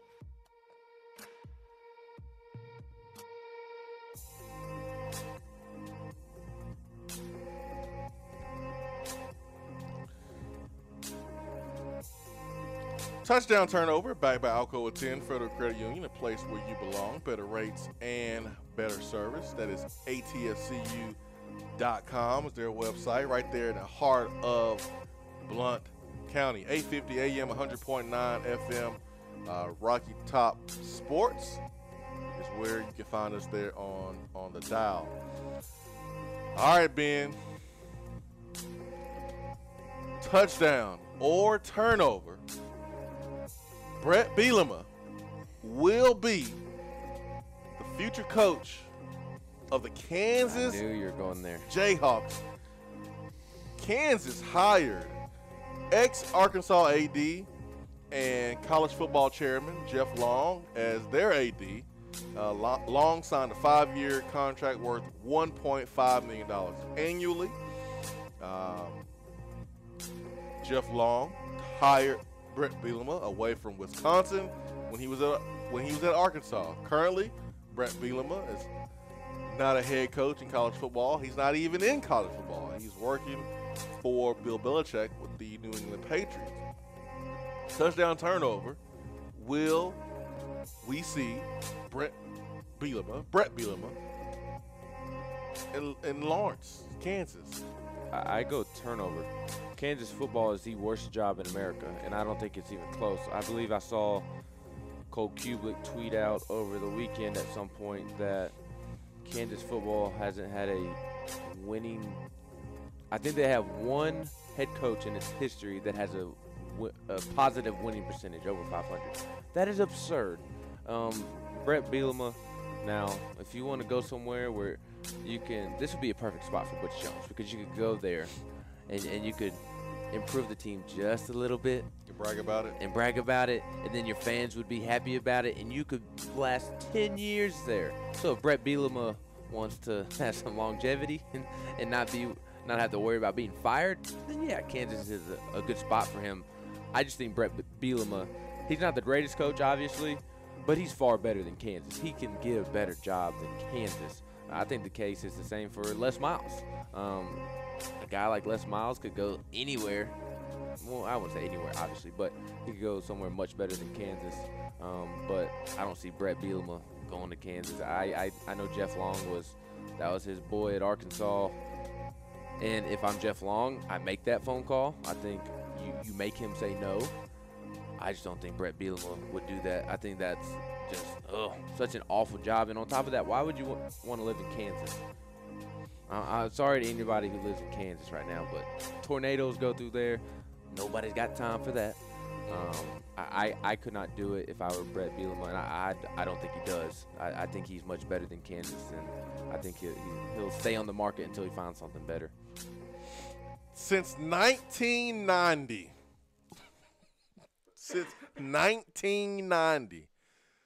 Glenn Mason was the head coach. 1990, guys. Oh, boy. They've only had 1, 2, 3, 4 seasons where they were over 500 since 1990. In 92, they were 8-4. Oh, there we go. Maybe 5. 92, they were 8-4. 95, they were 10-2. 07, they went 12-1. So that's 3. 08, they were 8-5. There's 4. So 4. 4 seasons over 500. And 05, sorry, so that's 5. So 5 seasons. 5 seasons over 500. 07, they went 12-1, and they were like number 2. That was a season where you had I want to say Rutgers and West Virginia. Then you had Kansas, and everyone that was in that number 2 spot got knocked off. I want to say South Florida was in there too. That was where if West Virginia would have beat Pittsburgh the last week of the season, they play for the national championship. That was a crazy year in 07. And that's the reason why LSU was able to play for a national championship with 2 losses, because everyone had lost that year. That was under Mark Mangino. And then they fired him or he steps down, one of the two.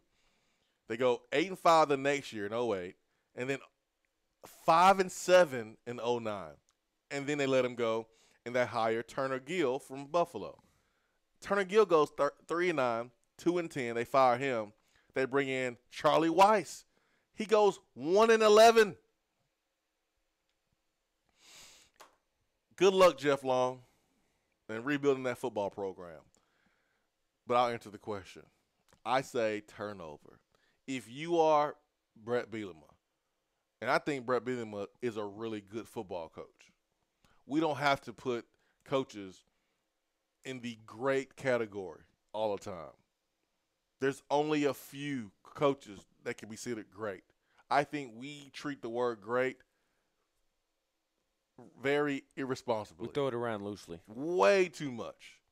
Great is for Urban Meyer, Nick Saban. Those two guys deserve great, period. Those are great coaches.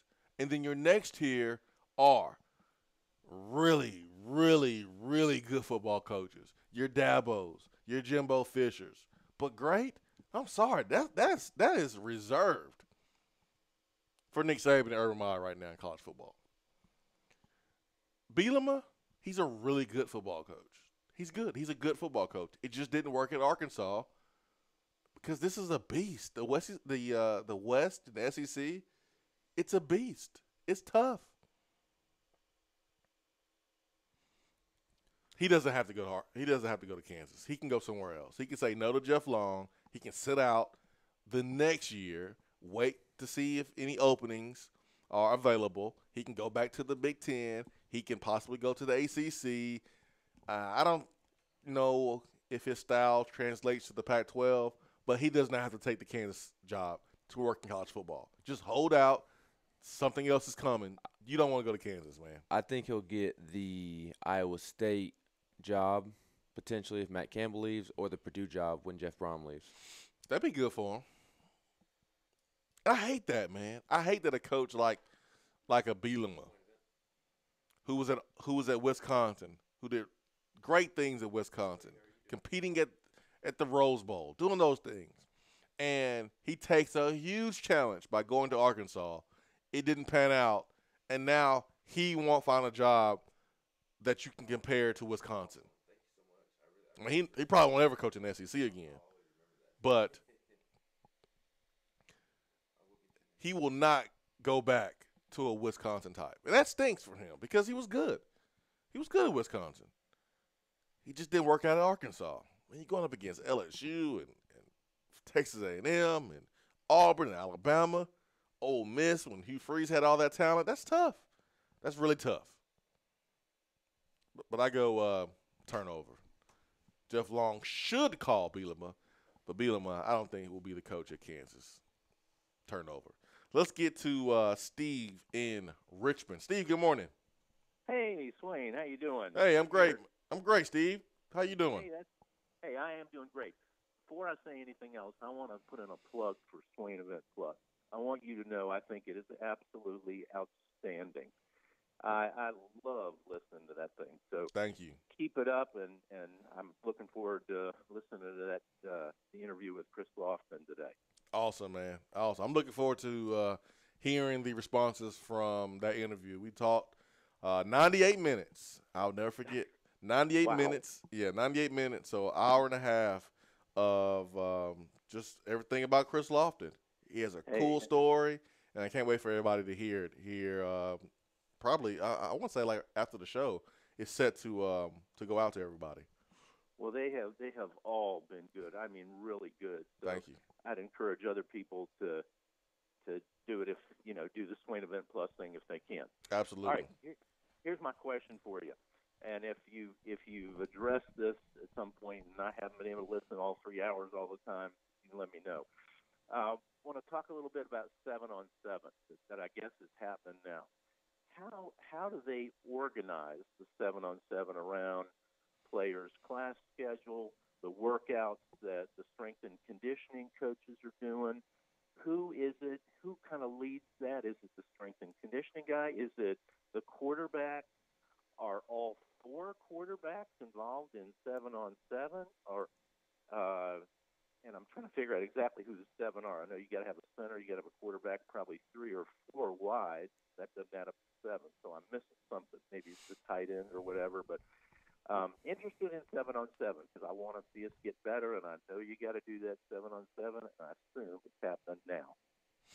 Yeah, really good question there, Steve. And so number one, you got your quarterback. You're gonna have your running back. You're gonna have tight end. So unless you're going 5 wide or something like that, you sub in and out. Obviously you're gonna sub in and out. Defensively, you have everybody except for the line. So you got 3 linebackers and your 4 secondary. Now, if you got 4 wide receivers, defensively, you could take 1 linebacker out, go dime, go nickel, but generally it is 7 on 7 without the lineman. So just think about it that way. It is football without the lineman. That's it. It's an outside drill. It's to help quarterbacks and help wide receivers and DBs and linebackers be able to play the passing game. Offensively, scoring touchdowns and moving the football. Defensively, stopping touchdowns and trying to limit first downs. And so it's very, very important for offenses and defenses for the passing game. Offensively, you want to work on the timing. You're going to work on, hey, this is what we're going to do versus cover 2. This is how we're going to play against man-to-man, which is absolutely baffling that we did not do that here at Tennessee under our previous head coach. Just makes no sense. We've done it for decades before 2013. But who runs it? You would like, in a perfect world, for your quarterback to run 7 on 7. You would like for him to organize it, him to lead it. Sometimes when you have a young quarterback, a freshman quarterback or a sophomore quarterback, it can be difficult. What they could do is the offensive coordinator could give the quarterback a play sheet, plays to work on. When I was at Tennessee, Casey Clausen ran 7 on 7. He didn't need a play sheet. My sophomore year, we had 2 quarterbacks that pretty much led 7 on 7, but those guys also had help in organizing. When does it take place? It normally takes place in the evenings. And the evenings are times when you are not in class. So based on when practice is, you schedule most of your classes in the morning. Now, there was a time when Derek Dooley was here that he flipped practice to the mornings, and then you had all your practices in the afternoon. And the reason why Derek Dooley did that is he wanted to make sure that you didn't go out the night before.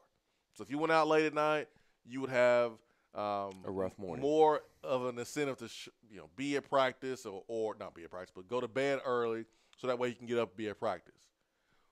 With class being in the mornings and then practice being in the afternoons, you could absolutely, if you wanted to, you could sleep in, not go to class, go out and party the night before, recover in enough time to go to practice in the afternoon, go to meetings, go to practice. But Derek Dooley flipped that. Now it is back to practice in the afternoons. So that means you have your classes in the mornings. 1 o'clock, 12:30, somewhere around there, you want all your classes to be done if you're Tennessee football. Because now our players can go to the training room, they can get taped up for the start of meetings that would take place around 2:30, and then you have your meetings that last hour and a half, and then practice starts around 4. This is the way it's been for so long, again, except for that 1 year under Derek Dooley. So normally your 7 on 7s take place in the evenings because that's when everybody is free, the whole entire team. And during the summer, they can really do it whenever because they have class in football and everybody else is out of town. So they may get an extra session of 7 on 7 if Jared Guarantano or Keller Christ or Will McBride call up the receivers, call up Marquez Callaway, says, hey, get everybody together. Let's go get some work in. It could be midnight and they're in the football facility getting some work in. It could be before class, after class, just kind of whenever this time of year. Well, you still got class, though. Yeah. Before class. You still got summer school. I said before class and after class. Yeah, you still got summer school. So again, most of those classes are going to take place morning to mid afternoon. Mhm. So most of your 7-on-7 is going to take place late afternoon to evening. You also got to be careful too if you are Tennessee, is that you don't want to overload the body. They're already going through grueling workouts. So we used to do our 7-on-7s on Tuesdays and Thursdays. And those were more of our lift days instead of our running days. Our running days was heavy Monday, Wednesday, and Friday. So Friday we do a ton of 110s with the heavy lift days. Tuesdays and Thursdays was ideal for our 7-on-7. So, because it takes a lot of people to be able to do 7-on-7. You could always grab the wide receivers or grab the tight ends or grab the running backs if you want to do your own thing on Wednesday, Monday, Wednesday, Friday. But to get the whole entire team available for 7-on-7, you want to make sure that you do it on a day that everybody is available. So Thursdays and Tuesdays. Now the linemen, they didn't just hang out and chill. The linemen, they did things as a group too. So they had their own day where they will, do things together. Footwork. There was a padded, there was a huge pad on the wall and it had lines on it, kind of like a ladder. And the linemen would use that to punch, slide and punch. So I remember those guys doing that a lot when we were doing our 7-on-7 stuff. So that's when it takes place. That is who more than likely conducts it is your quarterbacks, depending on their maturity, how old they are, their leaders. But it is vital to do it. Everybody in the country does 7-on-7 during the summer. Especially for a team like Tennessee when you have a new offensive staff and new head coach. I mean, Guarantano and Christ and McBride are all trying to get the playbook down, and what better way to get the playbook down than getting everybody together and running routes versus air and versus Tennessee's DBs. And it's also on the flip side good for the secondary to communicate their new coverages and schemes and all of that. Nigel Warrior can not necessarily lead the entire defense, but can practice leading the secondary because he is, without a doubt, the leader of that secondary. And with Emmanuel Mosley moving on, with Justin Martin moving on, that gives guys like Balin Buchanan and Marco Osborne, Alante Taylor, who looks like he's moving to corner full-time. It gives guys like that more reps and going up against top flight security, top flight receivers, SEC-level receivers, such as Brandon Johnson and Marquez Callaway. So it just benefits everybody. There's not a downfall to it, in my opinion, as long as you use it properly. And like you say, you don't overload them with so many things to do. You have to do 7-on-7. There's no way around it, period. It's baffling that they did not do it under the former head coach. It just does not make sense not to do it. The first time that I was, told that we were not going to do it, I remember asking one of the support staff members who was one of the people who just was fired or let go from Tennessee during that 4 or 5 year span under Butch Jones. I was like, when is 7-on-7? When are you guys doing 7-on-7? And they were like, we're not doing 7-on-7. I was like, say what? Why? I was told that the head coach was afraid of players getting hurt. And I was like, what? Huh? What about football practice? What about the game of football when you're actually hitting each other? I got no answer. In 4 years of Tennessee, not one person has gotten hurt in 7-on-7 where they missed any time during the season. Could you tear your ACL if you step wrong? Absolutely, you could do that. But you still got to do it. You would fall off so much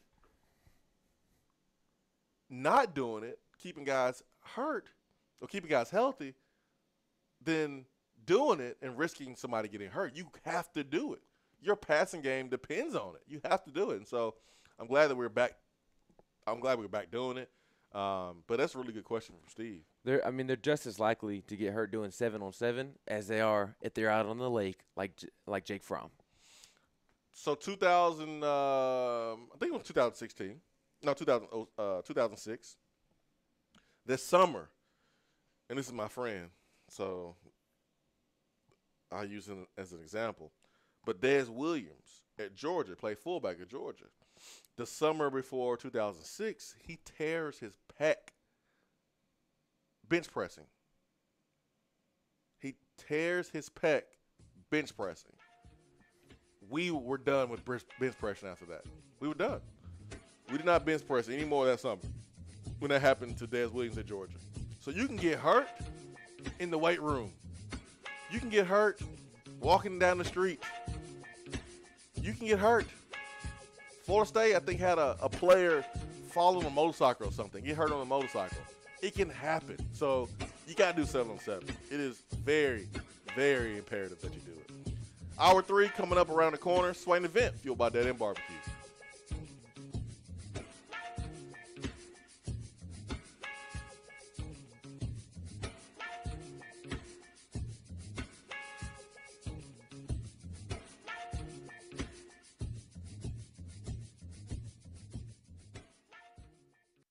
Today looks to be sunny with a high near 89 and a low around 68. There is a 20% chance of rain tomorrow with a high near 88 and a low around 69. Wednesday, the chance of showers sticks around at 30% with highs in the mid-80s. Weather on the Swain event is brought to you by B-Dry. If your basement is wet or cracked, B-Dry can help. BDry.com. Do you have cracks in your foundation?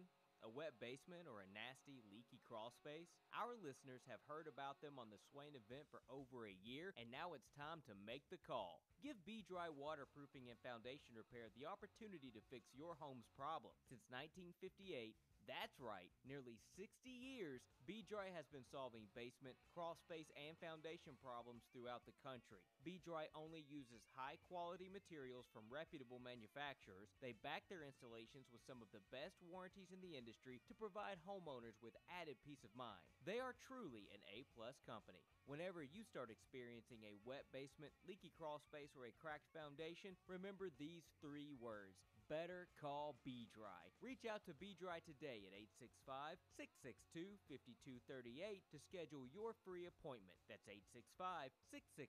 865-662-5238. Remember, better call B-Dry. For what is coming up on the Swain event.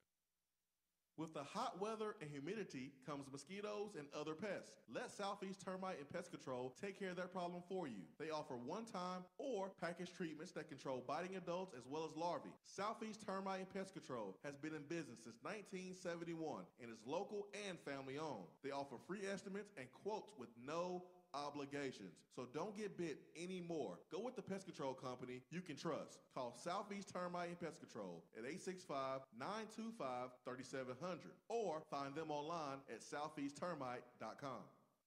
Hey, Annie, you're the spokesperson for Toyota Knoxville, right? That's right. Where should I buy from Toyota Knoxville? Are you looking for new or used vehicles? Does it matter? No, because Toyota Knoxville has over 390 new Toyotas on the ground and over 350 pre-owned vehicles available to choose from. Okay, so big selection. And a lifetime warranty at no charge on all new and select pre-owned vehicles. A lifetime warranty. A non-factory limited lifetime powertrain warranty with unlimited miles. Plus 30 years of experience in Knoxville, not just serving our customers, serving our community.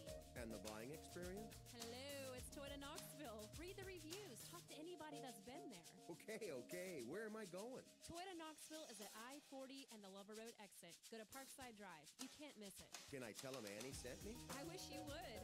If you're passionate about the car you drive, come meet the people that are passionate about the way they sell at Toyota Knoxville. ToyotaKnoxville.com. Warranty good at participating dealers.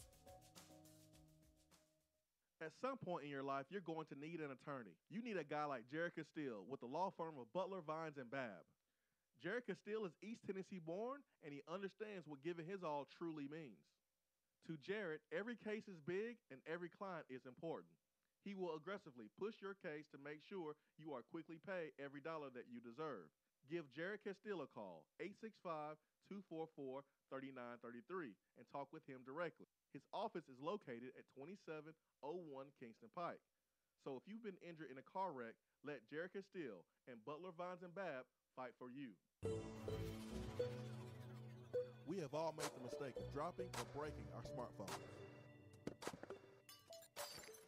See? But did you know that you can have it repaired for a fraction of the cost that it takes to replace it? Well, you can, because iDrop is the area's leading mobile repair store, home of the 1 hour or less phone repair, 1 year parts warranty, and #1 customer service. Broken screens, cracked cameras, charging ports, batteries, you break it, we'll fix it. If you didn't break your phone, protect it with one of our leading accessories such as LifeProof, OtterBox, UAG, Reciproco, Caseology, and Spec. Visit our West Hills location at 7115 Kingston Pike, between Office Depot and Hardee's, or call 865-888-9740 and speak with our trained technician to see how we can get your phone working today.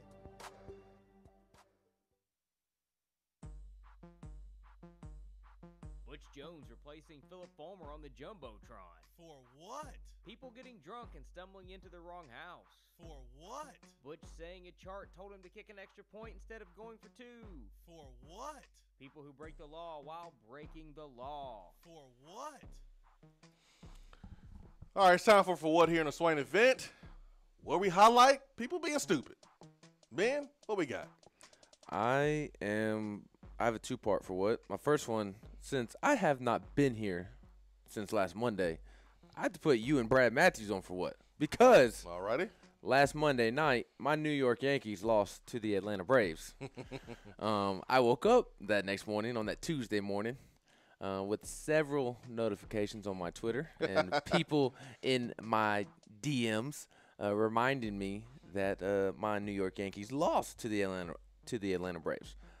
For what you and Brad get it for what? Because if you're gonna run your mouth, if you're gonna mess with me, at least wait until the series is over and not pick on me the day after the first game, because the Yankees went on to win 2 straight and win the series. Boom. So y'all get it for what? My second for what ties into baseball, because last night was the release of the All-Star rosters, and I'm giving the process of selecting these players a for what, because Blake Snell, who pitches for the Tampa Bay Rays, is first in the league in earned run average with a 2.09 ERA, tied for second in wins with 12. Opponents are hitting just 183 off of him, which is tied for third in the league, and he has 14 quality starts, which is tied for third, and he didn't make an All-Star team. And for those who don't know, Major League Baseball uses a system where each team has an all-star. So, like a team like the Kansas City Royals, who has been terrible this year, Salvador Perez, their catcher, is hitting like 220 and made the all-star game because they have to have an all-star. But a guy like Blake Snell doesn't make the all-star game despite being one of the best pitchers in the league because he had a couple of teammates make the game. That is such a silly plan to use to go about selecting all-stars. Yeah, the NBA, I believe 30 years ago, they got rid of – the NBA used to do that. That's bad. And then got rid of it. And as a result, the all-star game is kind of picked up. So I'd like to see baseball get rid of that process, because Blake Snell, not a lot of people know him. I'm sure you've probably never heard of him because of the team he plays for. Yeah. And so it's unfair to guys like that who – it's not his fault that he plays for the Tampa Bay Rays. But he's one of the best pitchers in baseball and doesn't get the recognition he deserves because of a silly rule that every major league team has to have a player on the roster. Yeah, that's a good for what there. I'm going to Wolfboro, New Hampshire, where police say a New Hampshire woman who answered a scammer's ad to pick up and ship an illegally purchased computer has been charged with stealing the laptop and shipping magazines instead.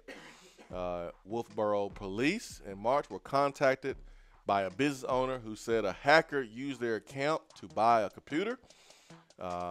Police said 51-year-old Jennifer Wozmat,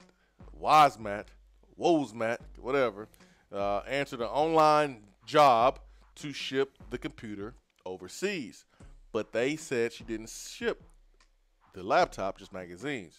She sold the computer to someone else. She's been charged with theft. This is just a big rule of thumb. If it's too good to be true, it probably is when it comes to online opportunities. When I think of online opportunities, I think of the emails that we probably all have received that mention a king or a prince in some country needs us to switch over $15 million. And we have been selected and chosen to help out. And we'll get a cut. That will land you in jail. Correct. So if it's too good to be true online, it probably is. Just be careful, folks. So that's my for what for today. I've got another one. Chip Payne sent in one that, and he thinks that it needs to be on for what. So I'm putting it on for what. Swain. What? Do you not want me to go here? Go for it. Okay. We typically stay away from what that includes someone like passing away. So like I saw where someone passed away because they microwaved a microwave and it blew up and the person passed away. Yeah, that's not. I try not to make fun of that situation. I'm not necessarily. This isn't necessarily for what. That's not why I'm necessarily bringing it up. It's more because of this is our segment of the day. This is weird. That we talk about weird things or things going on outside of sports, outside of the sports world. So this is why I'm bringing it up because it's unique. It's weird. Yeah. You know, normally when somebody passes away, you dress them and you put them in the casket and you have a viewing. This family, I won't mention any names. Their 18-year-old son tragically passed away, and they dressed him in a Kyrie Irving Celtics jersey, sitting upright in a chair playing video game. Well, he has a PlayStation controller in his hands, and next to him is a root beer, Doritos, zebra cakes. He's wearing Kyrie Irving socks, and apparently he is watching the Boston Celtics on the television. So I'm not necessarily giving a for what because, like you said, it's weird, man. He passed away. We don't want to disrespect that family, but it's really weird. It's really weird. Like yes. I can't stop staring at the picture. I can't either. I can't look away. I want to look away. He's got a do-rag on, some sunglasses on. It's weird. It's weird. It's weird. That's what. That's all I can say. I mean, I'll put it on the show notes here and let people see if you're listening on the app or if you're listening on the radio. Download the app and go see this article. It's very, very weird. And again, I will put it on the show notes. All you have to do is go to the app and click on more in the show notes. We'll take you right to this article. So let me do that right now. I brought it up more because of it was a different situation rather than it being a for what. It was different. It was different. But hey, if they want to honor their son that way, then I guess that's the way they want to do it. So a little weird there. 865-200-5503 B-Drive Waterproofing Hotline. So I'm gonna put it on the show notes right now. On a lighter note, earlier in the show, to start the show, you posed the question, what is Tennessee's biggest concern? What is Tennessee's least concerning part of the team? From a fan's perspective, Vol Storm tweeted at us both earlier in the show and said his biggest concern is the offensive and defensive lines, and the least concerning is wide receiver. And I'm with him on the biggest concern. My biggest concern is obviously the offensive line.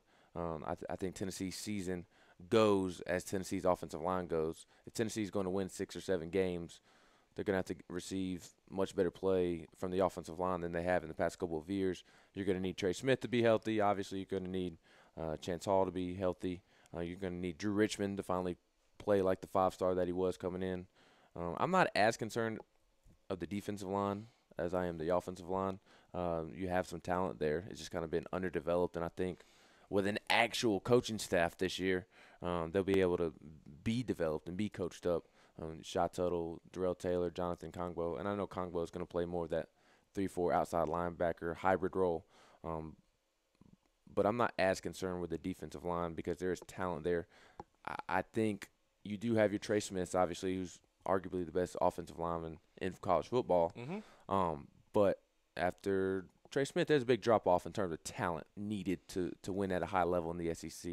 So that's why the offensive line is kind of my biggest concern. Yeah, you could drop Trey Smith on any football team in the country, and then there'll be a huge drop-off from him. That's how good he is. And it's been a long time since we've had a player that we can say, yeah, well, this player can play at Ohio State, or this player can play at Alabama. This player not only could play, but he could start. Trey Smith is that player. He can play and start for any college in America. And those are the players that this staff, they're trying to bring here to Tennessee. That's what we need. Biggest concern, that's a good one. I think I'm the least concerned with the wide receivers. There's talent there, and there's a really good coach there. The thing that stinks, though, about wide receiver, and I was telling this to Chris Lofton because Chris Lofton, last week, I would ask him questions about just playing ball overseas and playing, just playing basketball, period.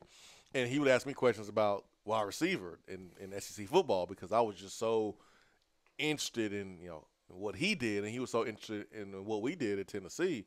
But one thing I was telling him about playing wide receiver at this level, and he played wide receiver in high school. And you'll hear that on Swain Event Plus Players Only Meeting interview that you can access by going to SwainEventPlus.com. But one thing that, he said that he played wide receiver.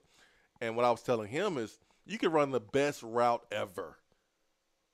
You could be open by 5 yards. It could be like Jawan Jennings. Double move, wide open down the sideline.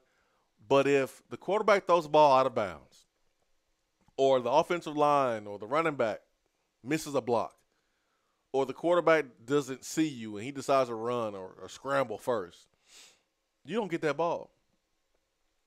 The wide receiver has to depend on, 21 people on the football field for them to get the ball. Mm-hmm. I mean,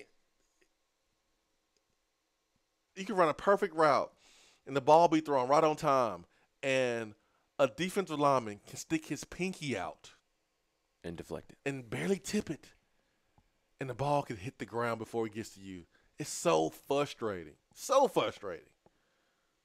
But the wide receiver, man, you depend on everybody else for you to get the ball. And you got to run the perfect route. You got to do everything right on your end, too, just to have a chance. But even with that, I still probably least concerned with the wide receivers. I'm probably the most concerned with the offensive line. And the reason why I asked that question is because of an article here on Saturday Down South, which for the most part, they do a really good job. But this article, when speaking about Tennessee, was just totally off. And they mentioned the concerns for Tennessee, and they said the goal is to reach a bowl game. Yes, correct. For Tennessee, reaching a bowl game would be awesome. The first sentence lost me. The first sentence says the Volunteers are not dramatically different from the team that finished 0-8 in the SEC last season. I just don't get that statement. How do you say that a team that's changed everything is not different before the season starts? Now, if Tennessee goes on and they're 1-7 in conference play, then okay, you can make that statement. But everybody's 0-0, and everything has been changed here at Tennessee. I mean, you got new faces all across the field. Off the field, behind the scenes. I mean, there's new people everywhere. There's a new athletic director. How do you say that this team is not different? Now, you can sit there and say that you're expecting the same results. You're not expecting different results. But the team is definitely different. So, just not the best moment for this writer talking about Tennessee. This dude is totally off base. Totally off base. 865-200-5503, 850 AM, 100.9 FM. I am scratching my head on that one, man. Be right back.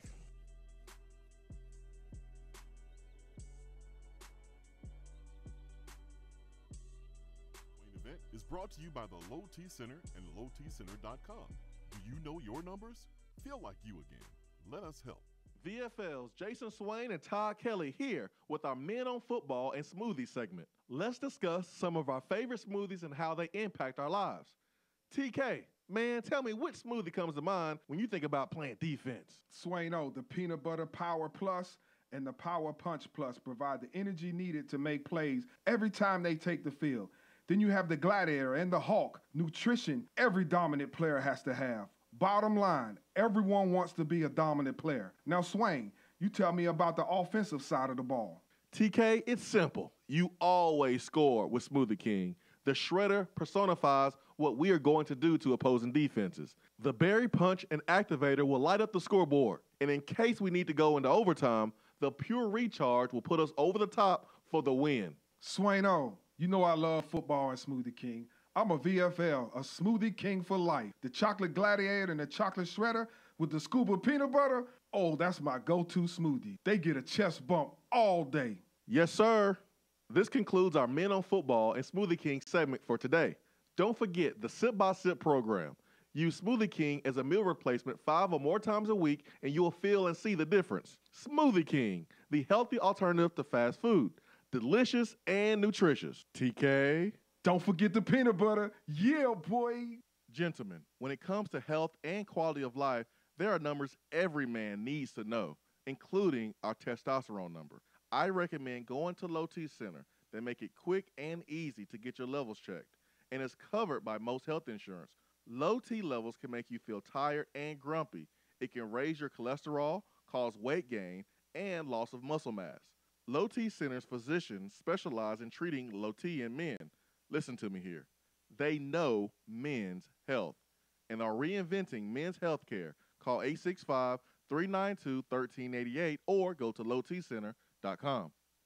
It's Christmas in July at Better Mattress. Better Mattress has teamed up with Home Depot, and with select purchases, you can get a free Weber grill or choose a free adjustable base or a free headboard footboard while supplies last. Better Mattress has brands you know like Tempur-Pedic and Sealy, plus the brand I love, the Better Mattress brand, handcrafted in East Tennessee. Go to Better Mattress and get a free adjustable base, free headboard footboard, or free Weber grill while supplies last. 6 area locations, bedrmattress.com. Do you have cracks in your foundation? A wet basement or a nasty, leaky crawl space? Our listeners have heard about them on the Swain event for over a year, and now it's time to make the call. Give B-Dry Waterproofing and Foundation Repair the opportunity to fix your home's problem. Since 1958, that's right, nearly 60 years, B-Dry has been solving basement, crawl space, and foundation problems throughout the country. B-Dry only uses high-quality materials from reputable manufacturers. They back their installations with some of the best warranties in the industry to provide homeowners with added peace of mind. They are truly an A-plus company. Whenever you start experiencing a wet basement, leaky crawl space, or a cracked foundation, remember these 3 words. Better call B-Dry. Reach out to B-Dry today at 865-662-5238 to schedule your free appointment. That's 865-662-5238. Remember, better call B-Dry. All right, team, listen up. It's tailgating time again in Tennessee. But most importantly, team, you're going to need to refi that tailgate and the truck it's attached to with a refinanced auto loan with Alcoa 10 Federal Credit Union with their Got That promotion. They'll give you up to $500 for your debt. Are you serious, Coach? That's right, Johnny. Alcoa 10 will pay you up to $500 for your debt. Now, let's get out there and spread the word. Say it with me. Alcoa 10, Alcoa 10, Alcoa 10, Alcoa 10. At some point in your life, you're going to need an attorney. You need a guy like Jared Castile with the law firm of Butler, Vines, and Babb. Jared Castile is East Tennessee born, and he understands what giving his all truly means. To Jared, every case is big and every client is important. He will aggressively push your case to make sure you are quickly paid every dollar that you deserve. Give Jared Castile a call, 244-3933 and talk with him directly. His office is located at 2701 Kingston Pike. So if you've been injured in a car wreck, let Jerry Castile and Butler Vines and Babb fight for you. For a replay of each day's Swain Event TV, like us on Facebook.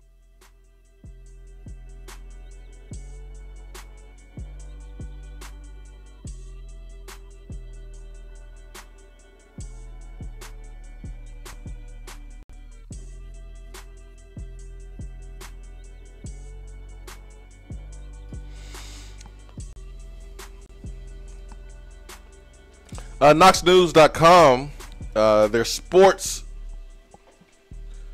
page here, put out an article. Ex-Vols assistant Charlie Coiner thinks first down playbook can be the Google of football plays. And I stumbled across this early this morning. And you remember Charlie Coiner was a safeties coach for Derek Dooley.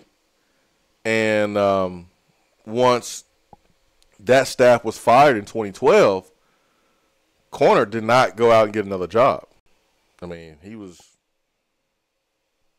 taking that buyout, and he was I won't say chilling, because he's done nothing but work since being out of coaching on the sideline, but he's definitely been involved with football. He started a company called First Down Playbook. And what is First Down Playbook?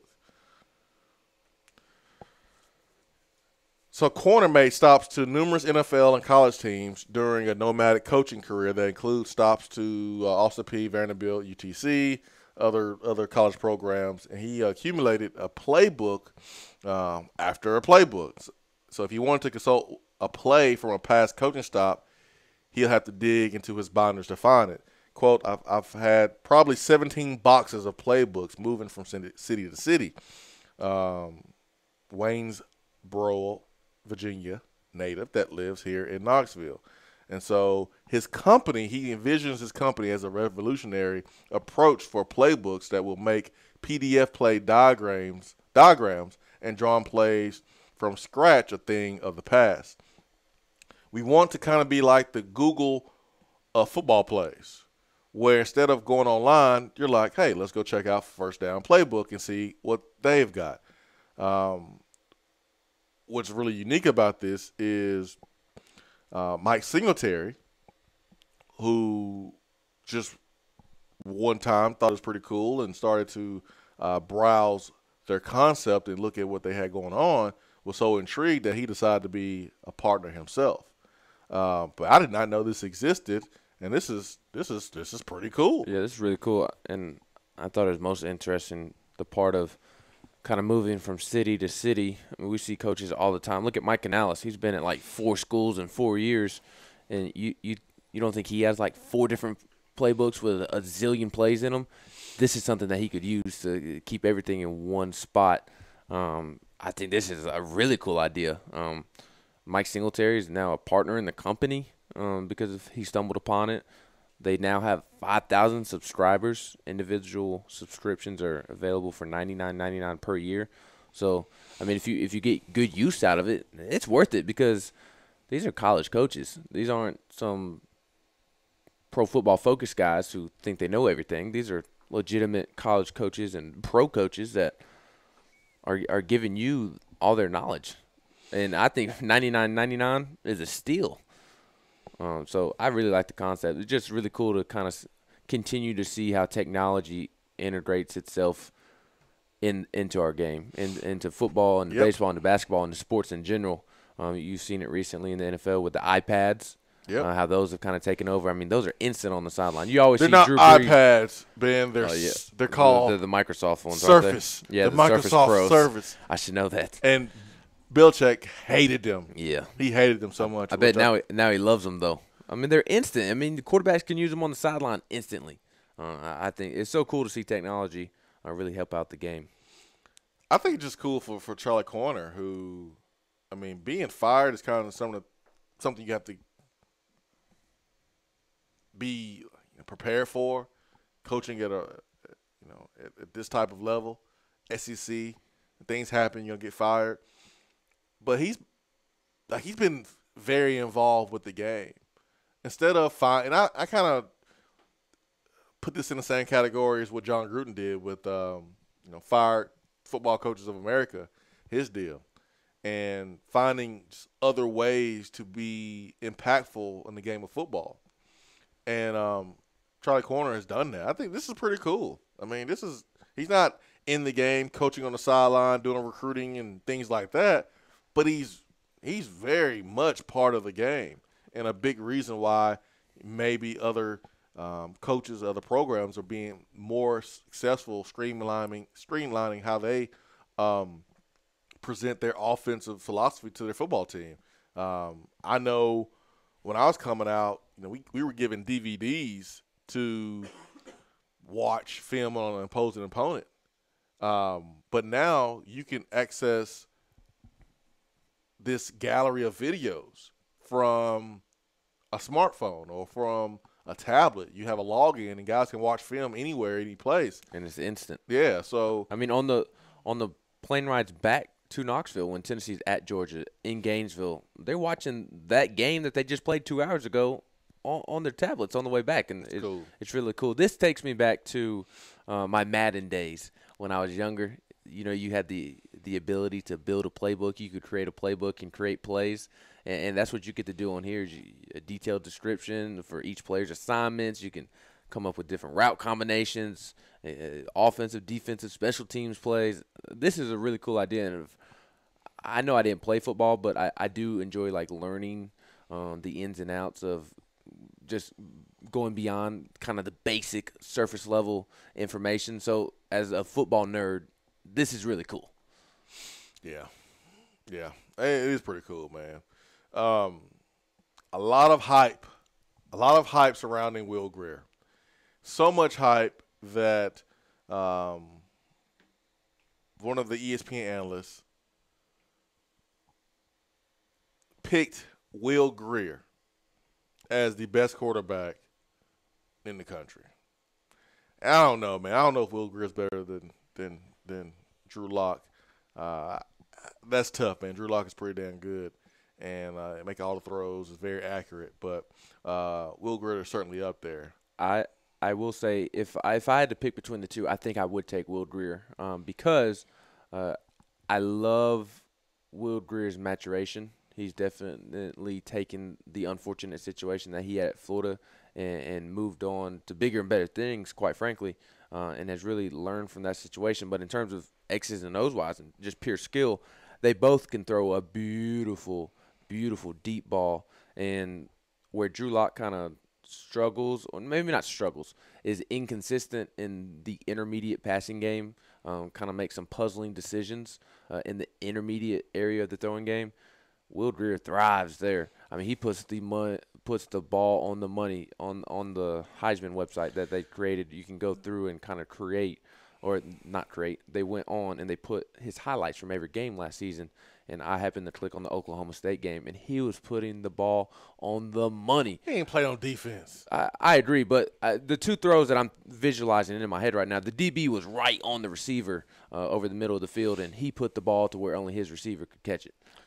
So I do like Will Grier more, and I think I'm also buying into the fact that it concerns me greatly that I don't think that Drew Lock is going to develop under Derek Dooley. We'll see. That's a good way to put it. We will see. We'll see. I mean, I've seen Duke quarterbacks play well. I've seen and this is really tough to even compare because Kurt Roper went from running backs coach to learning the quarterback position under David Cutcliffe, and he wasn't really successful under Will Muschamp at Florida because Will Muschamp meddled. But then he goes to South Carolina, and South Carolina had to let him go too. But Derek Dooley is a wide receiver guy, and so what has he learned that's going to allow him to be a really good offensive coordinator and a quarterback's coach? We will see. The evidence says it's not gonna be very good, but can't say that's not gonna happen or he's gonna be bad until it happens. Yeah. On this article from ESPN, and most of the people here that voted, we've had Alex Scarborough on the show before. He's been in the studio with us before. He picked Will Greer. Jake Trotter picked Will Greer. Tom Van Haren picked Will Greer.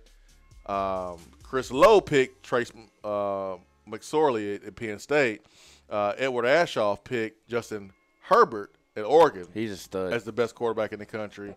And then Andrea Adelson picked Will Greer. So most of the college football writers here in this article picked West Virginia. Is it these three that's listed here between Trace McSorley at Penn State, Justin Herbert at Oregon, and Will Greer at West Virginia? Is this a bad year for quarterbacks? I think so, because you don't have that one elite guy. You don't have you don't have that Sam Darnold who has just all the potential in the world. You don't have your Andrew Luck, who is a for sure 10, 12-year starter in the NFL. An anonymous scout said you better have gotten your quarterback last year. Mm-hmm. If you wanted a quarterback, you better make sure you got him last year, because of this upcoming year's quarterback group is not that great. We'll see. I hope it's not that great. That means Will Greer won't be a Heisman Trophy winner in the first game. I tell you, we can list them off after the break, but the quarterbacks that Tennessee has to face this year, no bueno. Oh, it's brutal. Swain event. Stay with us. Hour 3 of the Swain event is brought to you by the Low T Center and lowtcenter.com. Do you know your numbers? Feel like you again. Let us help. Top 100 Barbecue restaurant Dead End Barbecue has a new slew of daily specials. Enjoy a different special meal every day, like the Chipotle chicken salad, the chicken tender sandwich with a kitchen sink burrito filled with brisket, pulled pork, and chicken, not to mention queso, jalapenos, and more. It's called the kitchen sink for a reason. Dead End isn't stopping at your plate, though. Be sure to check out their new summer drink offerings, including the Big Orange Crush, My Clementine, or the Tequila Squirt. There's always something new at Dead End Barbecue. Located off of Sutherland Avenue, Dead End Barbecue. The summer flavor search is over. Flashing blue lights in your rearview mirror. You pull over, step out of your car, and the next thing you know, you're being arrested for driving under the influence. Now what do? We all should be responsible. But remember, just because you're arrested doesn't mean you're guilty.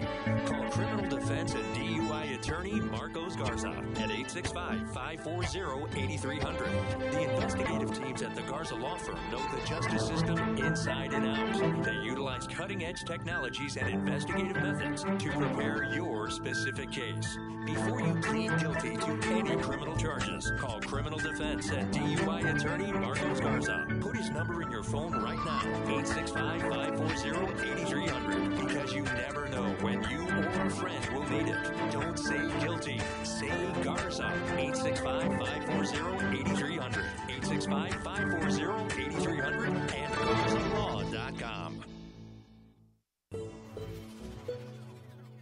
We have all made the mistake of dropping or breaking our smartphones. See? But did you know that you can have it repaired for a fraction of the cost that it takes to replace it? Well, you can, because iDrop is the area's leading mobile repair store, home of the 1 hour or less phone repair, 1 year parts warranty, and #1 customer service. Broken screens, cracked cameras, charging ports, batteries, you break it, we'll fix it. If you didn't break your phone, protect it with one of our leading accessories such as LifeProof, OtterBox, UAG, Incipico, Caseology, and Spec. Visit our West Hills location at 7115 Kingston Pike, between Office Depot and Hardee's, or call 865-888-9740 and speak with our trained technician to see how we can get your phone working today.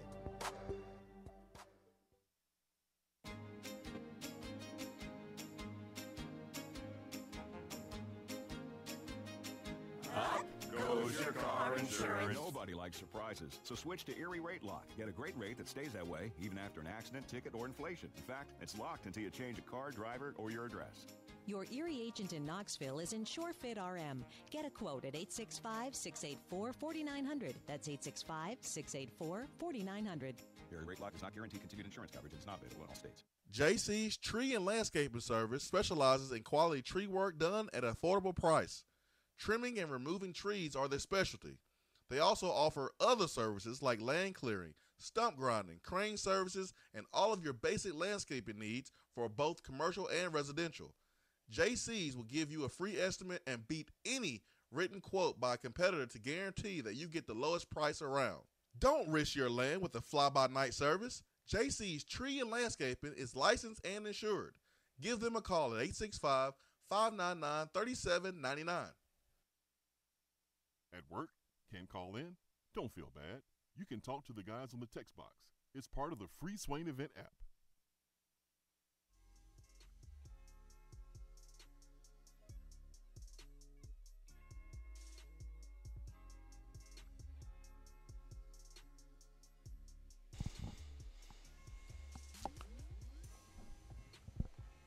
Yeah, Andy called in.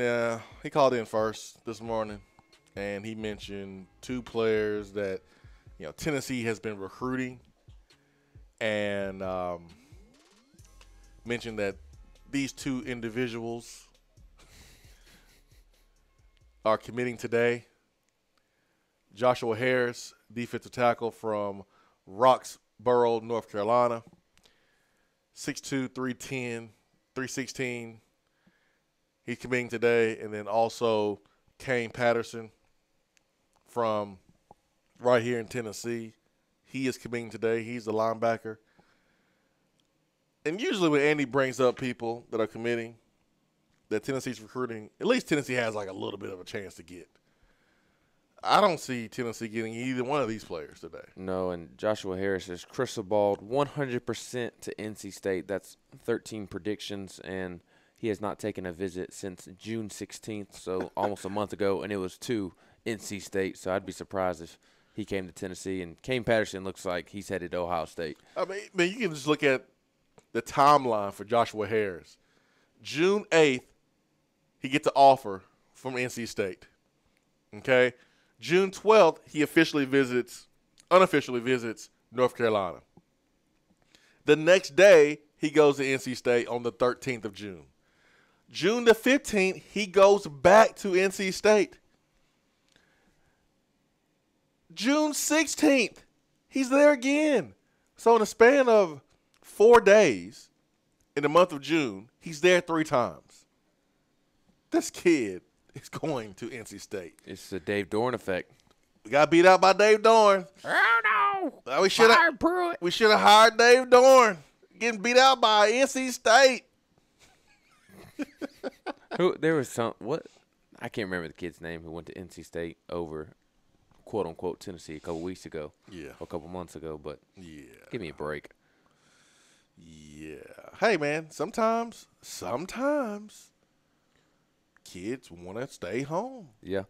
And Roxborough is north of Durham, which is not even close to Raleigh, so beats me. Okay, Patterson is from CPA, not CBA, CPA there in Nashville, and he is scheduled to commit at 12 p.m. Local time there. So Josh Harris at 6 p.m. Those are the two players that Tennessee is recruiting,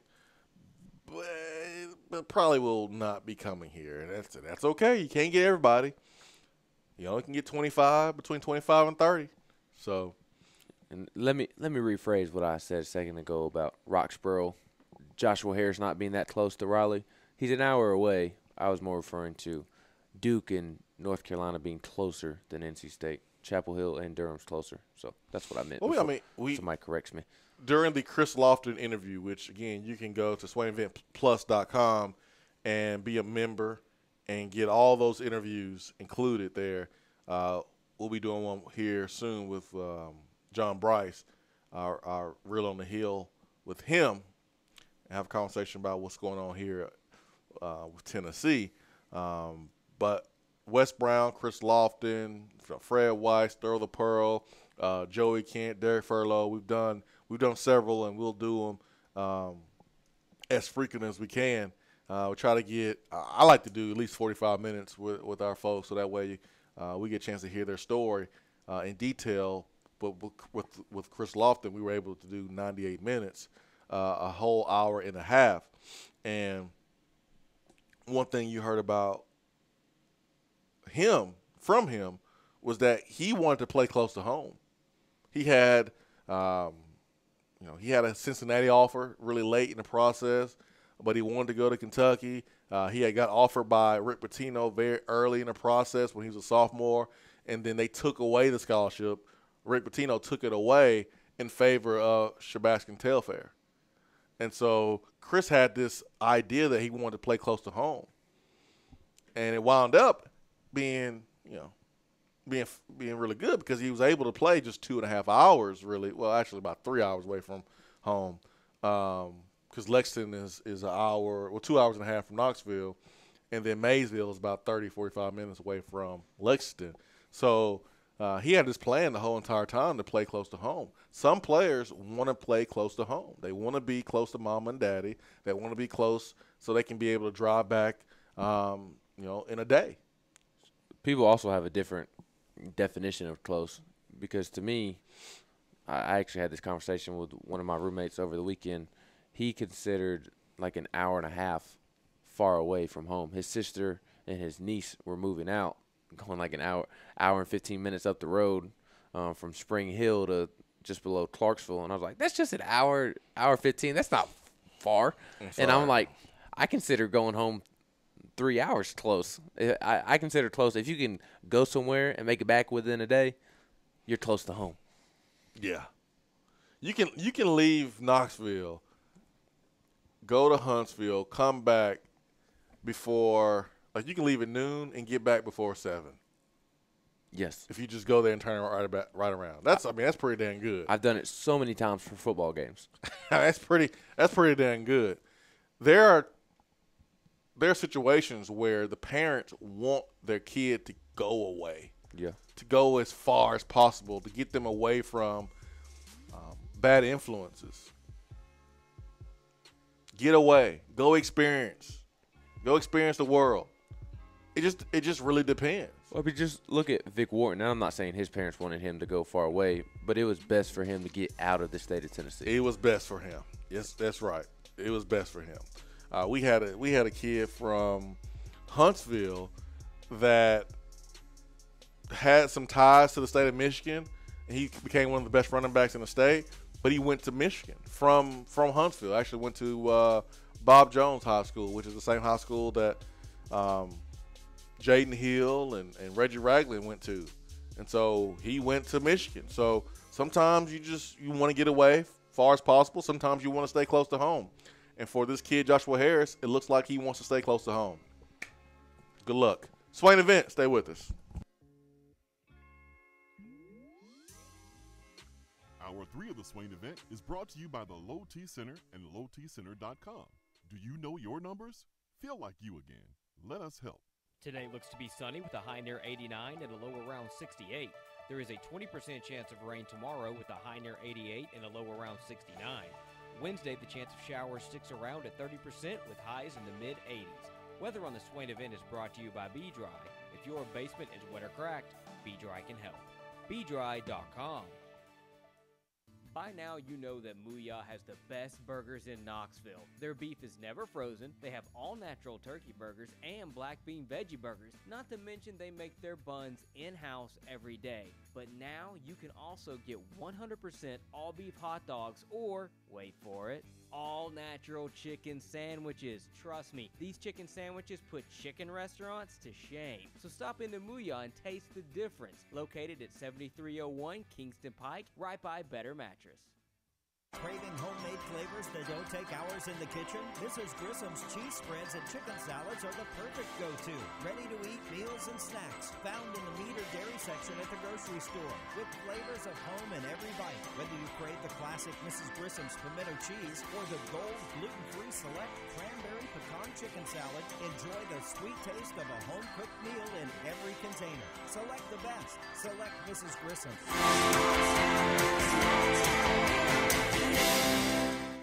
VFL's Jason Swain and Todd Kelly here with our Men on Football and Smoothie segment. Let's discuss some of our favorite smoothies and how they impact our lives. TK, man, tell me which smoothie comes to mind when you think about playing defense? Swain-O, the Peanut Butter Power Plus and the Power Punch Plus provide the energy needed to make plays every time they take the field. Then you have the Gladiator and the Hawk, nutrition every dominant player has to have. Bottom line, everyone wants to be a dominant player. Now, Swain, you tell me about the offensive side of the ball. TK, it's simple. You always score with Smoothie King. The shredder personifies what we are going to do to opposing defenses. The berry punch and activator will light up the scoreboard. And in case we need to go into overtime, the pure recharge will put us over the top for the win. Swain-O, you know I love football and Smoothie King. I'm a VFL, a Smoothie King for life. The chocolate gladiator and the chocolate shredder with the scoop of peanut butter, oh, that's my go-to smoothie. They get a chest bump all day. Yes, sir. This concludes our Men on Football and Smoothie King segment for today. Don't forget the Sip by Sip program. Use Smoothie King as a meal replacement 5 or more times a week, and you'll feel and see the difference. Smoothie King, the healthy alternative to fast food. Delicious and nutritious. TK. Don't forget the peanut butter. Yeah, boy. If you aren't following the Swain event on Twitter, then are you even on Twitter? Hit that follow button. It's the right thing to do.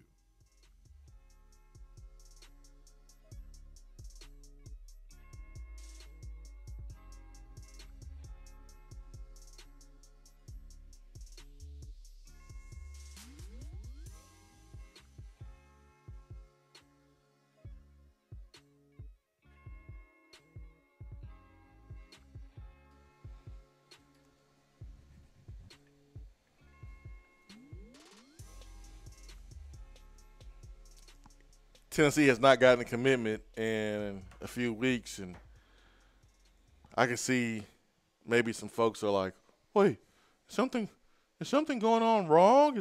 What's wrong? It's July. Calm down. It's July. Relax. It's July.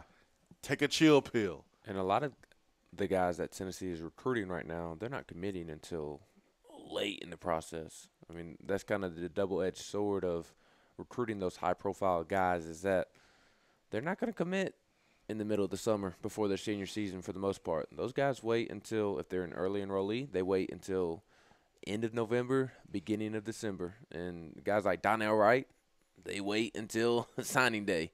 If he doesn't know, he doesn't know. Or they just love playing the process. That too. And nothing wrong with it. I heard Greg McElroy doing an interview over the weekend, and he said that he tells recruits all the time to enjoy the process because this is the only time in your life that you will consistently be told that you're the greatest thing ever. You'll be constantly loved on, and you won't receive any hate. And the moment the recruiting ends, it's reversed. This time, and when you complete your first contract, when you complete your first deal.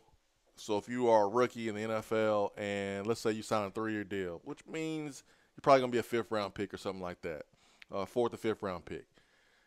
The moment you complete your 3rd year, and let's say you have golly,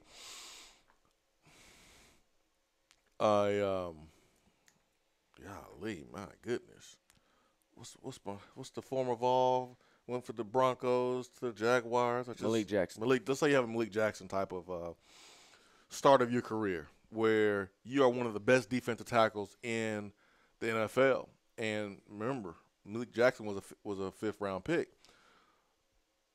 You win Super Bowl. You're one of the best D tackles in the country, in the league. Now everyone wants you, especially the teams that are not as good and they have a lot of cap room. The Jaguars. That is the only other time that you're going to get teams telling you how good you are. Hey, man, come on, we want you. We need you. Here's a nice check. We got to have you. You can help us. That and recruiting are the only 2 times. Only 2 times. Maybe, just maybe, if you have 3 or 4 job opportunities on the table and the other job knows that you've been offered by this other job and they kind of battling it out for your services, then maybe you can use that as an example. But nothing's going to compare to being recruited in college. Nothing. Nothing compares. Nothing compares to having schools call you constantly for months and months and months, every day. Now they can text you, they can send you a message on social media. You will never experience that. As long as you can control it, as long as you don't allow it to interfere with your schoolwork or interfere with your team's goals, then it shouldn't be a problem. But the moment that it starts to interfere, that's when you have problems. That's when you probably need to go ahead and commit. Yep. Just for me, it will be hard for me to know, okay, this is a school I want to go to. Once I know, I want to commit and get it over with. And be done with the process. Like imagine being recruited for an entire year. I mean, heavy. I'm not talking about a little letter here or there. I mean, you're going to these schools. You're visiting unofficially. You're talking to coaches for 6 to 12 months, and you still don't know where you want to go? There'd be no way that if I was being recruited today that I could last all the way up to February. There's no way. No. There's no way. I would at least know before February. It would be hard for me to not know before December. Yeah. If I'm taking all these unofficial visits in the spring, I'm going during the summer, I'm looking at the roster, I'm looking at I'm talking to the coaches, I'm sitting down looking at film with them. What at that point when it becomes January, February, and once you've gone through everything you just laid out, what more can they tell you?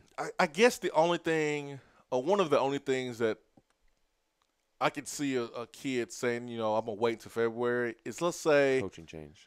That, and let's say that you're looking for the best place that you can play as a true freshman. So you're waiting to see if somebody declares? Correct. So if you are a safety and you're looking at Tennessee and you have the expectation of starting as a true freshman, which is so, it's not unrealistic, but you're just putting unfair expectations on yourself. And it's not necessarily the best move for your career. Don't risk 1 year for your whole entire career. Your career is more important. So let's just say that you are a safety and you're picking between two schools, and the other school is more attractive to you simply because Nigel Warrior is here and he may be here next year. I think that's just silly. That's just really, really, really silly if you think about it. Really silly. To not go to a school because you don't have an opportunity to start as a true freshman. And you want to see if a guy's going to leave for you to go to that school. But other than that and the coaching change, I don't see how you can carry it out all the way to February. That's just me. That's just me. Well, and with how football is today, if I was a recruit, I would almost want to be an early enrollee, get that giant head start going into my freshman season. So I'd be almost doing everything I can to graduate high school early and make sure I got to campus in time. See, I didn't know you could do that. Yeah, that's unfortunate. I had no clue that you can graduate early. Would you have taken advantage of that? Yes. I could see you doing that. Yeah, I'd have been out of here. Peace. Well, out of Huntsville, I would have done that. If I would have known as a freshman or sophomore in high school is, hey, man, take these extra courses during the summer or don't have senioritis, you can put yourself in position to be an early enrollee. Oh, that would have been the goal for sure. Senioritis in high school was the absolute worst. Yeah. Which it wasn't necessarily too bad for me because I played baseball in the spring. But once baseball season ended, we still had about 2 or 3 weeks left. It was miserable. Yeah, man. If I would known that, I would have definitely done it. That is redshirting and being an early enrollee are ways to help a student athlete be successful. Not only can you get bigger, stronger, faster, smarter by redshirting. Learn the playbook. Man, your body doesn't take a beating. as a true freshman, when maybe your body's not ready for that type of beating in the SEC. Also, let's just say you play as a true freshman, but you play sparingly in the first couple games. That's a whole year. That I won't say you wasted, but kind of wasted. Yeah, and now with college football rules changing, if you play in less than 4 games, you get the red shirt now too. Yeah, I mean, before the change, it was good. I mean, before the change, it stunk. Right. I'd say that it stunk for players that only played a few games and then their whole year was burnt. Kind of like what Will McBride had to go through last year. But now the rule change makes it easier.